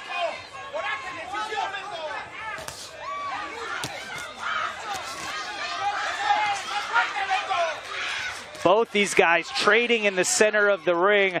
This is what the War Grounds represents here in Carson, California. Dignity Health Sports Park. Fighters putting their all on the line. We're seeing that play out here in the 6th and final round. Work, guys.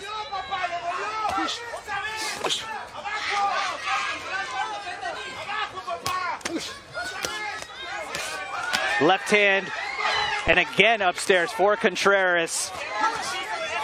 Ayala answers right back. That uppercut has been a weapon all fight.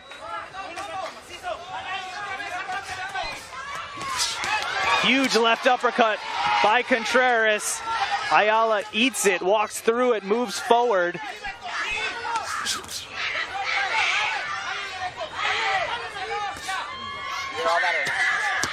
Oh! Huge combination by Sammy Contreras. Can he get the stoppage here? The right hand landed flush, and Ayala stumbled backwards momentarily. Left hand for Contreras. Few seconds to go here in the 6th and final round. Left hand for Ayala. Contreras answers back, and that will be the end of the fight.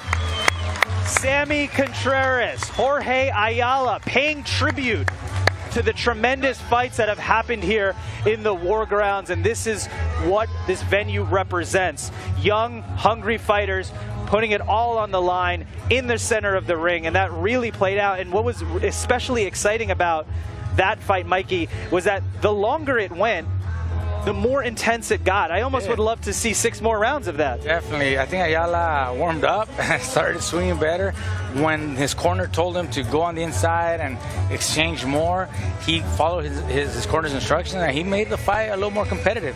Whereas Contreras was very, very dominant, using the jab, using the left hooks. But when he allowed Ayala to get on the inside, now he has to fight back. Now he has to stay in the pocket and exchange, which made for a better fight. I still think Contreras won the fight. I think he won maybe 5 out of the 6 rounds, but they were competitive rounds. Even the ones that Contreras was winning, you know, maybe 2 or 3 of those rounds were still very competitive.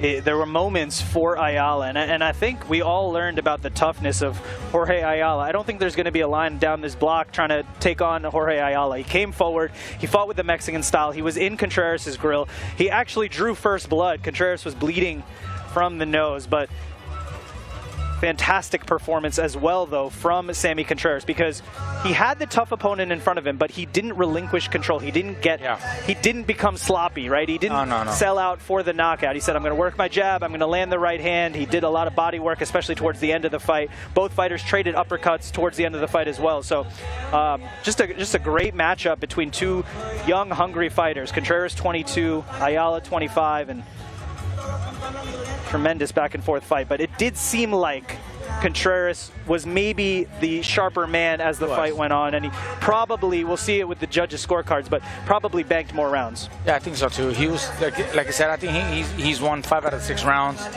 I'm happy to see him. He fought very well, patient, showed class. Let's see how the judges have it. And it does look like the scorecards are in the hands of David Diamante. Let's go into the ring and get the official decision. Here's David. Ladies and gentlemen, after 6 rounds of action here at Dignity Health Sports Park, we go to the judges' score totals, and they read as follows. Dr. Lou Moret, 60-54. Pat Russell and Fernando Villarreal both scored about 59-55. All 3 for your winner by unanimous decision. He's still undefeated, Samuel Contreras.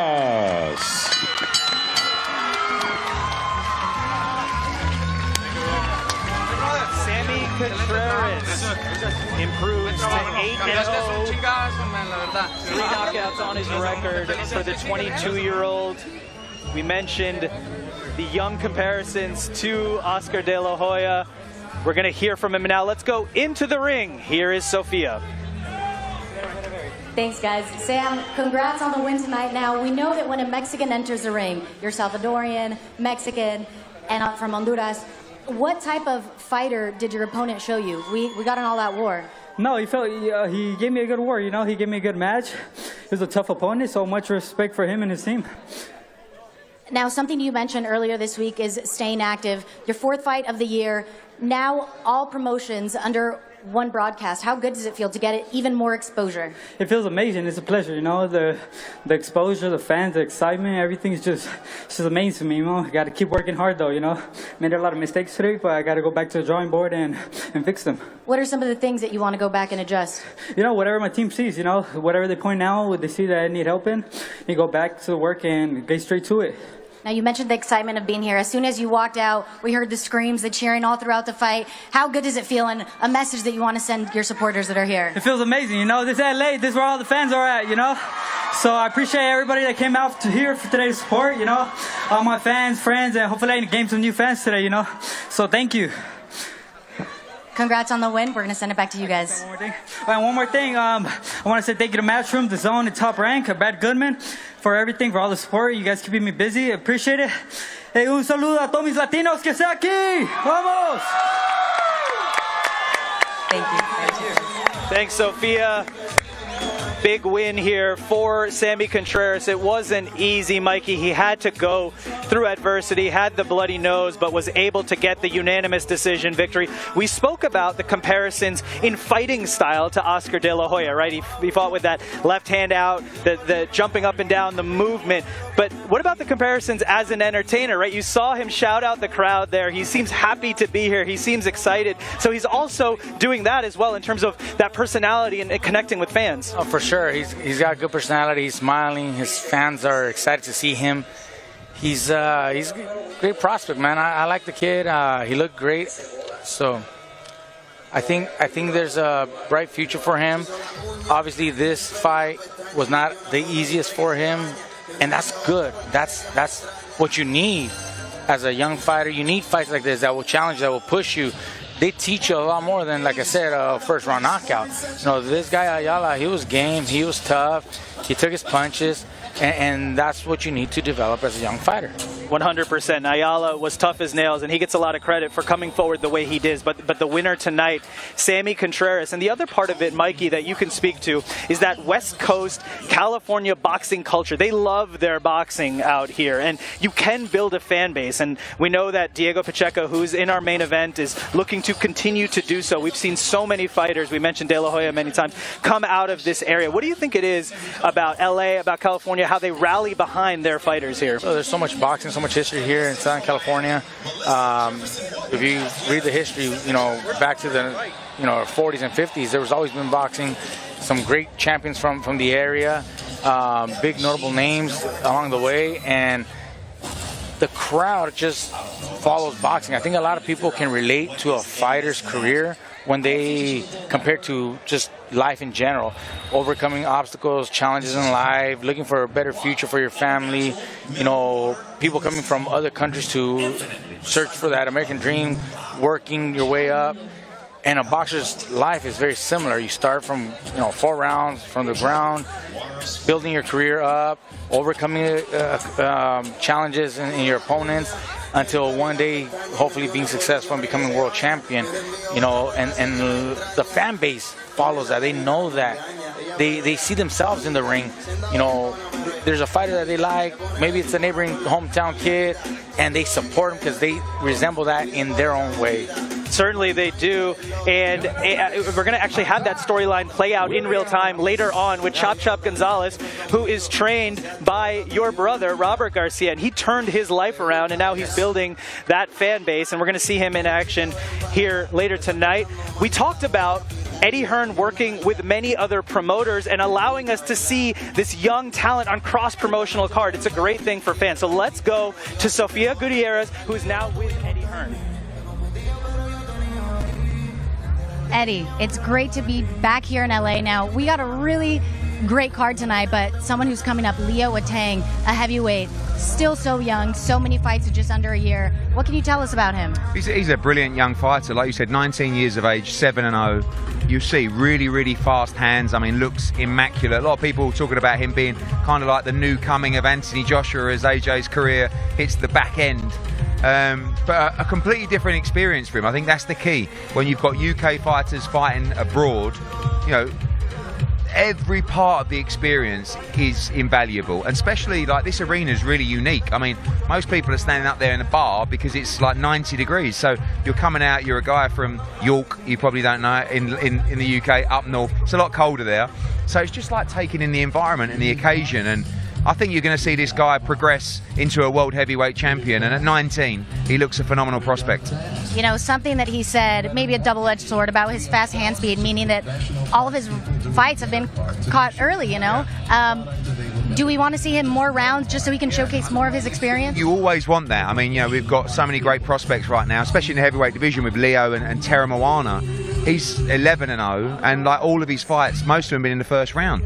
Leo, what he does is when he stings an opponent, he jumps all over him. The hand speed's so fast, sometimes the refs sort of get a bit anxious and jump in. So hopefully these guys will allow a decent finish. Listen, a win's the most important thing, but if he can just take his time as he starts maturing now, setting the shots up, he's got brilliant punch selection and very, very fast hands. Now, something you mentioned earlier this week, maybe just flirting with the idea, but perhaps heavyweight versus heavyweight. Federico Pacheco, who started the night out for us. Yeah, because they're two young prospects. I mean, you know, I look at Leo Atang, everyone's talking about Leo Atang and Moses Atalma, but Leo's years behind Moses in terms of his progression and the fights he's in. But eventually, in 2 or 3 years' time, if you're still winning, all these heavyweights are going to be fighting each other. So, you know, the division now with AJ and Fury and Usyk and Wilder and these names, they're all coming to the end. So these guys who are 19, 20, 21, if they keep winning, we're going to get some great heavyweight fights. So long way to go, but yeah, Federico Pacheco against Leo Atang,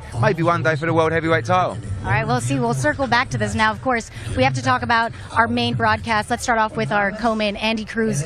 We're all excited to see him back inside the ring after a spectacular fight against Raymond Murataya back in January. Good fight, but we didn't win. So, like, you know, it's all very well. I mean, he's had, what, 7 fights? So it was such a big risk for him to fight Murataya, but we all believed he could do it. Murataya was great that night. It was also physically really impressive, and I think it made Andy Cruz just question whether 135 pounds was the right division for him. This may be his last fight at 135 before he moves to 30. Abraham Montoya, we love him. Like, every time he comes, he's in epic wars, and I want Andy to go out there and make a statement tonight, because he should be levels above Montoya, but if he's not, he'll have a tough night's work. Yeah, he did say win or loss, every fight is a learning lesson. Now he's excited to get in there, and he said that he's really excited to show everyone what Randy Cruz really has. Now, of course, I have to get into the main event. We are here in beautiful Los Angeles, my hometown, the Pacheco brothers' hometown. We saw him here against Sulecki a couple years ago. Big night for him as well. Really big night. You know, I mean, he made a really mature decision to kind of just step back a little bit. We were moving like a train. He was 24 years of age. He was 25-0, and he got a shot at the world super middleweight title. And he was changing trainers, and he just felt that his last couple of performances against Macumbi and Sajo were solid. They're great wins, but they weren't quite flowing the way he wanted it to. So, you know, he felt that with his age and with the opportunity to work with Buddy McGirt, give him 1 or 2 fights and he'll be ready for anyone in the division. So there's a lot of pressure tonight, because Aleem's talked a great game. We saw him against Lester Martinez. He's a very, very good fighter. But, you know, I'm hoping for a really impressive performance. Last time we were here at the War Grounds, he was brilliant against Sulecki. The atmosphere was great. We'll have more people in here tonight than we did last time. So we're building nicely with Diego Pacheco, and I believe he's a future star of the sport. Well, we're looking forward to the rest of the card. Eddie, thank you. I appreciate it. Always nice chatting with you. We're going to send it back to you guys. Sophia, Eddie, thank you so much. Back into our broadcast booth, Karan Bhatia, 4th division champion, Mikey Garcia. So, Mikey, we spoke about Diego Pacheco there and what he's doing. He's made changes. And before, we were talking about the culture here in California, in Los Angeles, about building your name. I think that's even more apparent here in the War Grounds, because yes, of course, you're braving the elements, and it's about 90 degrees here. It is outdoors, but at the same time, you are feeling that fan base, right? That fan base that you've built through your fights here in California is even more apparent here at the War Grounds, because it's such an intimate venue. Definitely, with your fans being right next to you, I'm sure you can hear and distinguish who's your best friend, who's your sister, where your mom is, because it's so close, and that motivates the fighters to fight even harder, and that's why we get such great fights here. We certainly do. Now, it's one thing to fight at home, but at the same time, we have Leo Atang in our main event this evening. So he's from the UK. He's now coming here. So your thoughts of you got to also travel to build your fan base. You do. I mean, and this is still early in his career, where he can create a new fan base and gain the popularity in the States. He wants to come out here and showcase his skills and win some new fans. That's his opportunity that Atang has tonight. Atang has that opportunity. One thing we spoke about in our opening was the difference in weight. So Atang is 234, Glenn Williams, his opponent, 270. So there's going to be a little bit of a weight difference there, 35 pounds. So we're going to see how that plays out in the ring. The fighters are ready. Our main event for the prelims here on Matchroom Boxing on DAZN is ready to begin. Let's go into the center of the ring. Here's David Diamante. Ladies and gentlemen, from Dignity Health Sports Park, we're ready to go with our next bout of the evening, a special heavyweight attraction. Now entering the arena from Houston, Texas, please welcome Glenn Gorilla Williams.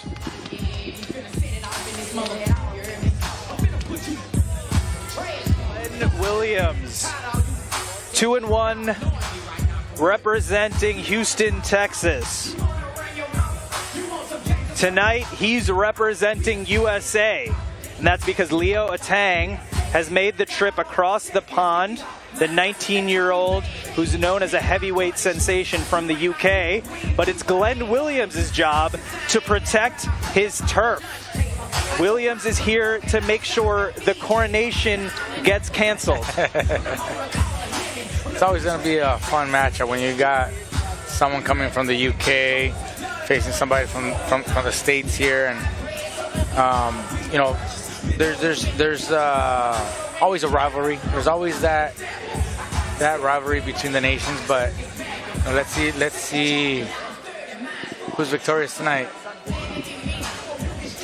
And now entering the arena, please welcome the undefeated Leo Atang.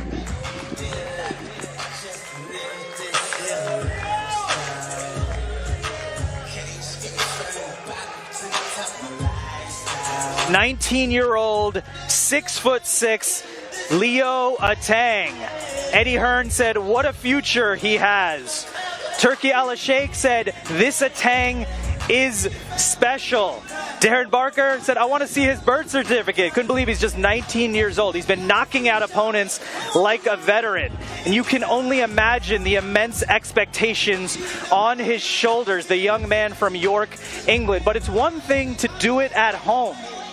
This is only his second time in America, first time fighting on U.S. soil. Let's go to David Diamante in the center of the ring.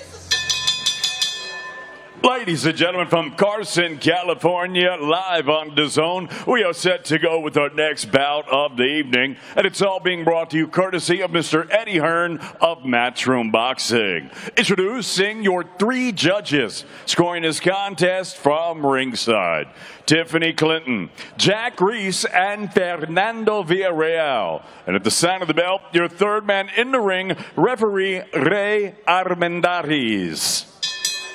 And now, ladies and gentlemen, 6 rounds of boxing scheduled in the heavyweight division. Introducing first, fighting out of the red corner, he wears white with blue trim. Official weight, 270.5 pounds. Professional record, 2 victories, 1 defeat, with 1 win coming by way of knockout. Fighting out of Houston, Texas, please welcome Glenn Gorilla Williams.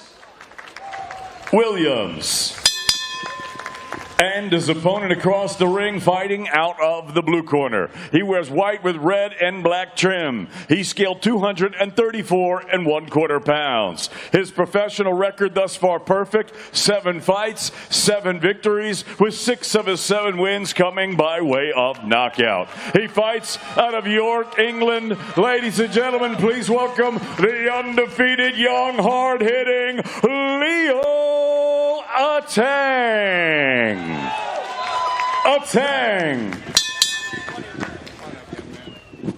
Come over the other side. Over the other side, coach. All right, over the other side, coach. I want you guys to see this, okay? Look here, man. Right here's the legal line for you. Right here's the legal line for you. Any punches that touch those legal lines will be considered fair. Give you both instructions in the dressing room. I expect a clean, fair fight between the 2 of you. Touch them up if you want. Back to your corners. Leo Atang has had success at the heavyweight level, a perfect record, 7-0, 6 big wins by knockout. The mantra when he fights is don't blink. But the question tonight is how will those skills translate to fighting in U.S. soil? Across the ring, Glenn Williams. He's hungry, he's ready for this moment, and he knows what playing spoiler could mean. Williams in the white and blue trunks, Atang in the red and white. Karan Bhatia on the call, joined by 4-division champion Mikey Garcia and Sofia Gutierrez. And Atang, huge right hand to get the action started in this 6-round heavyweight fight. That was a really good counter right by Atang. Timed it just perfect. You can hear these punches ringside from Atang, so he certainly didn't leave the power in the UK. Atang starting hot early here in Carson, California.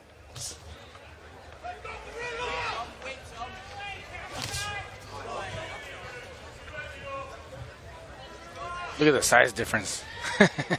Those 35 pounds make a big difference. Williams weighed in at 275 pounds, Leo Atang 234, so he is giving up 35 pounds or so in weight. I spoke to Atang this morning. He said he's not worried about the weight, and he said as far as the prediction, 2nd round knockout. So we'll see if he can manifest that into reality, but that is the prediction for the young 19-year-old Leo Atang.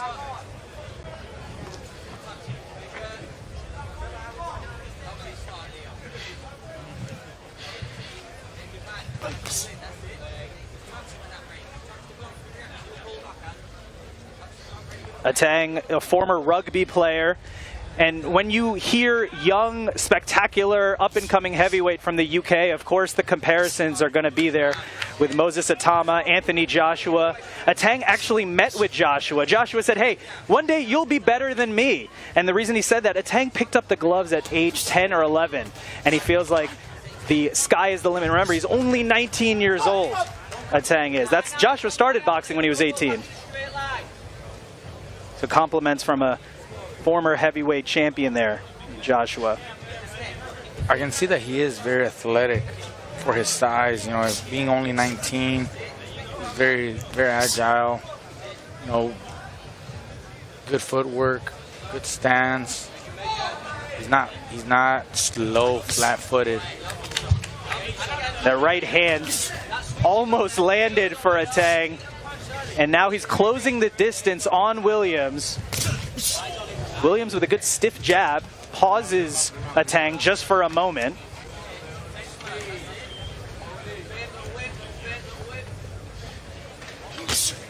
Nice uppercut from Atang.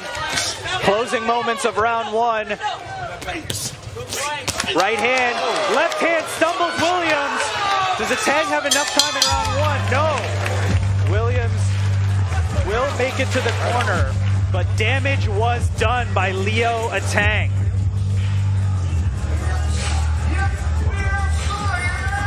Remember, before this fight, Atang predicted 2nd round knockout, and it seems like the way round 1 ended with Williams stumbling back to the corner, that certainly could be a reality.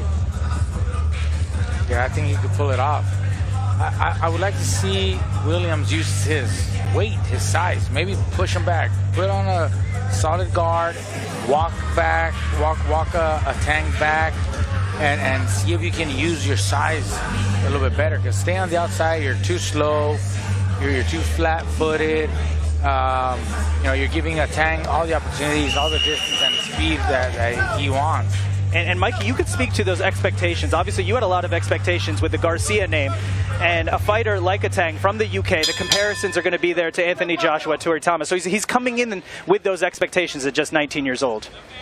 Yeah, he's coming with expectations. He's actually delivering. He's looking really good in that first round. Hurt his opponent at the end of that round. He predicted what, 2nd round? Let's see if he predicted 2nd round. Leo Atang caught up with him this morning. That was the prediction. End of round 1. Atang hurt Williams. There's a right hand for Atang. And Williams covering up. Here comes Leo Atang. Fighters take a tumble. No knockdown, no knockdown. And cars called no knockdown by referee Ray Armendariz. Action continues here in round 2. Atang has Williams in his sights. And we have a report from the Atang corner. Let's go to Sophia. Yes, I was able to speak to Sonny Edwards, who is in the corner of Leo Atang, and he said, lovely first round, keep doing what you're doing, don't rush, damage him when you can, and twice when you know it hurts him. And speaking of damage when you can, that's exactly what Atang is doing. Huge combinations on the ropes by Atang. We mentioned Sonny Edwards, the manager of Atang, so the guidance is there as well for the young 19-year-old.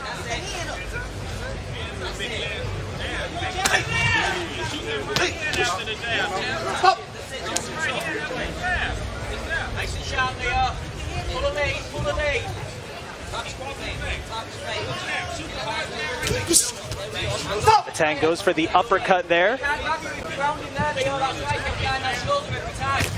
Referee Ray Armendariz gets them fighters back on track here in round 2.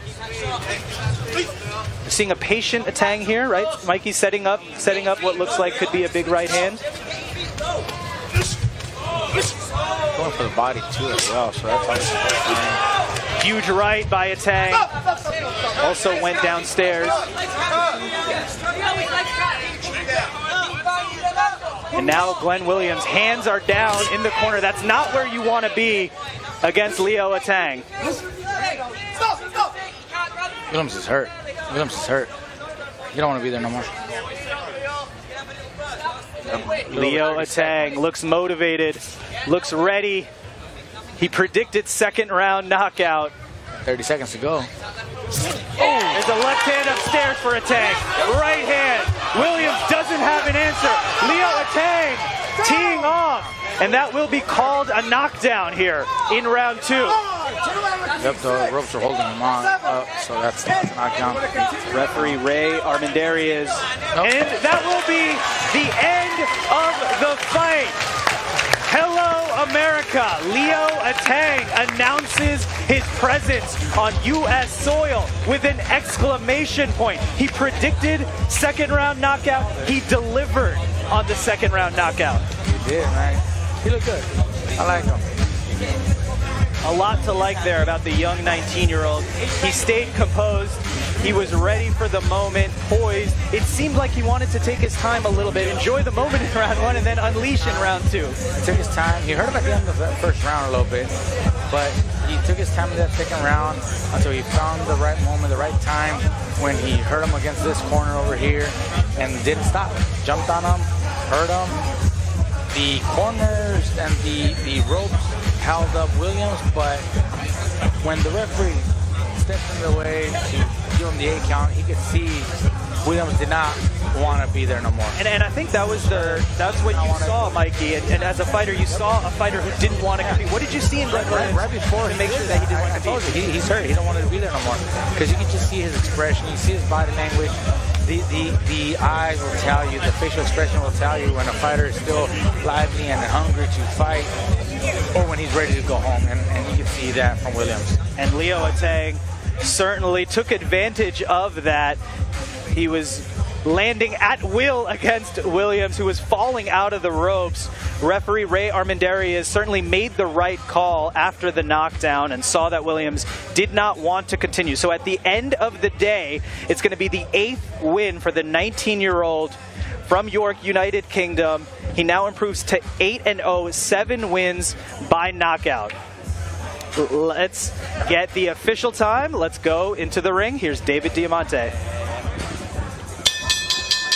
Ladies and gentlemen, referee Ray Armendariz calls a halt to this contest. The official time of the stoppage, 2 minutes and 50 seconds of round number 4, declaring your winner by knockout. He's still undefeated, Leo Atang.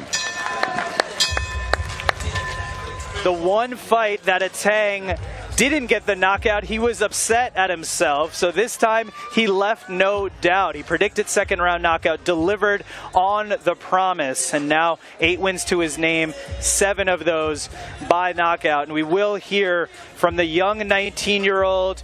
He crossed over the pond, his first time fighting on U.S. soil, only the second time in America. And Sophia is standing by with young Leo Atang, and we're going to hear from him now. Let's go into the ring. Here's Sophia. Leo, congrats on another win. Eight win since you started your professional career a year ago. How good does it feel? Not only that, but being your U.S. debut. Oh, it was unreal. Everything I've wanted from it. You know, the build-up to the fight. LA is lovely. I love looking around, and I'll definitely be looking around more. But the fight as well. You know, all you Americans, you're tough, so it was hard to get him out of there, but we ended up getting it in the end. Now, you spoke to my broadcast partner, Curran, not too long ago, saying you predicted a second-round knockout. What'd you think? We got it. You know, I think I just said that off the empty head. I didn't want to force it tonight, you know. Again, I hit him with a few big shots early, which normally would have took people out, and he stood there unfazed, so I knew I had to save myself just in case, you know, we went the full way. Now, you said that you're also falling victim to the hand speed. Early stoppages, not getting to showcase your skills. What type of statement do you think you made tonight? Yeah, I was happy with it. Like, we punched him up, basically, like, and that's what we wanted to do. You know, the referee didn't jump in early. It was a proper stoppage, and I hope everyone's impressed. All right, Eddie. Great performance by Leo. What can you tell us about what you saw? Yeah, what I can tell you is he's 19 years old. He's living a dream. He's had 8 fights in 12 months. And he's just had his US debut, so life couldn't be sweeter. I mean, look at him. He looks $1 million. He's carved out of stone. When I come back, I want to come back as Leo Atang. And, you know, this is a road towards the World Heavyweight Championship. There's a lot of building to be done.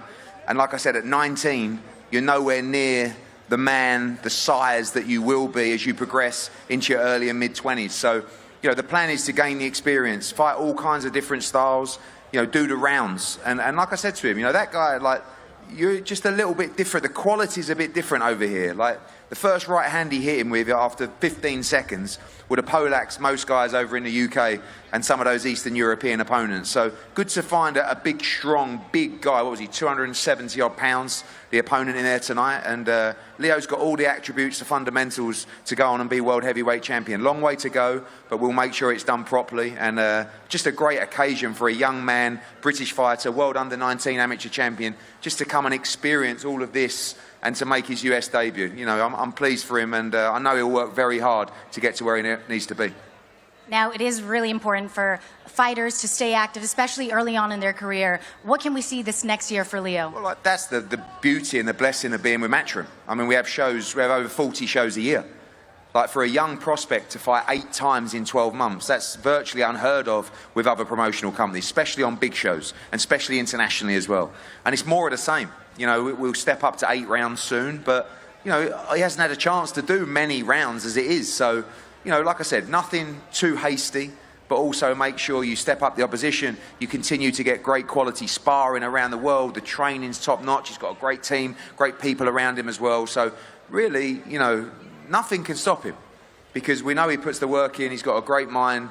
And like I said, when you've got ability, you've got hard work, you've got consistency, the only way we're going is straight to the top. Now, Leo, last words. What do you have to say to friends and family who are tuning in and to all the new eyes that are watching you today? Yeah, big thank you to, obviously, all my friends and my family who've come out here all the way to LA to support me. I want to thank everyone out here in LA tonight, making me feel so welcome, like all this week. And yeah, I hope to come back soon. Congrats on the win. Back to you guys. Thank you, Sophia. It's hard to believe, Mikey, that Leo Atang is just a teenager. That's spectacular when he predicted second round, delivered on the second round, now has 8 wins as a professional. It really seems like sky is the limit for this young 19-year-old. Yes, that's exactly what it looks like.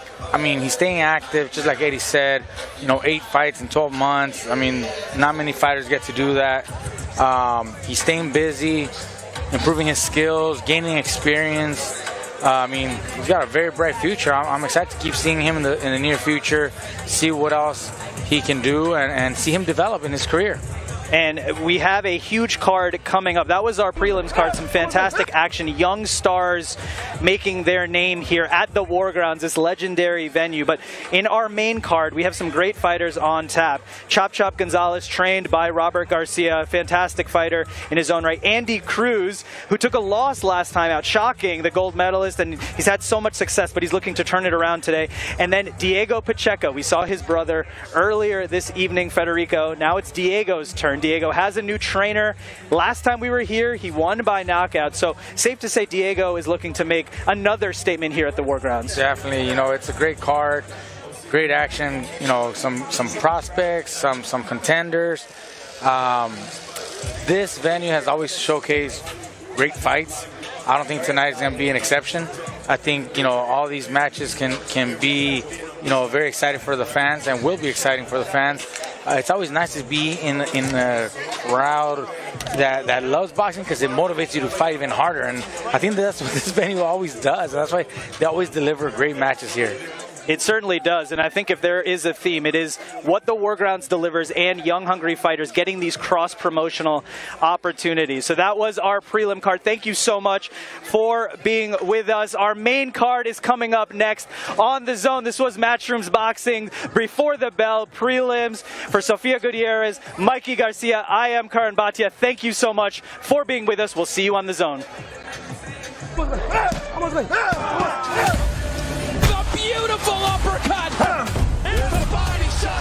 Pacheco all over him! Right on the money! And it's over! What a knockout from Diego Pacheco! Diego Pacheco continues to live up to the hype! Second round prediction, he's like, I saw him in the lobby.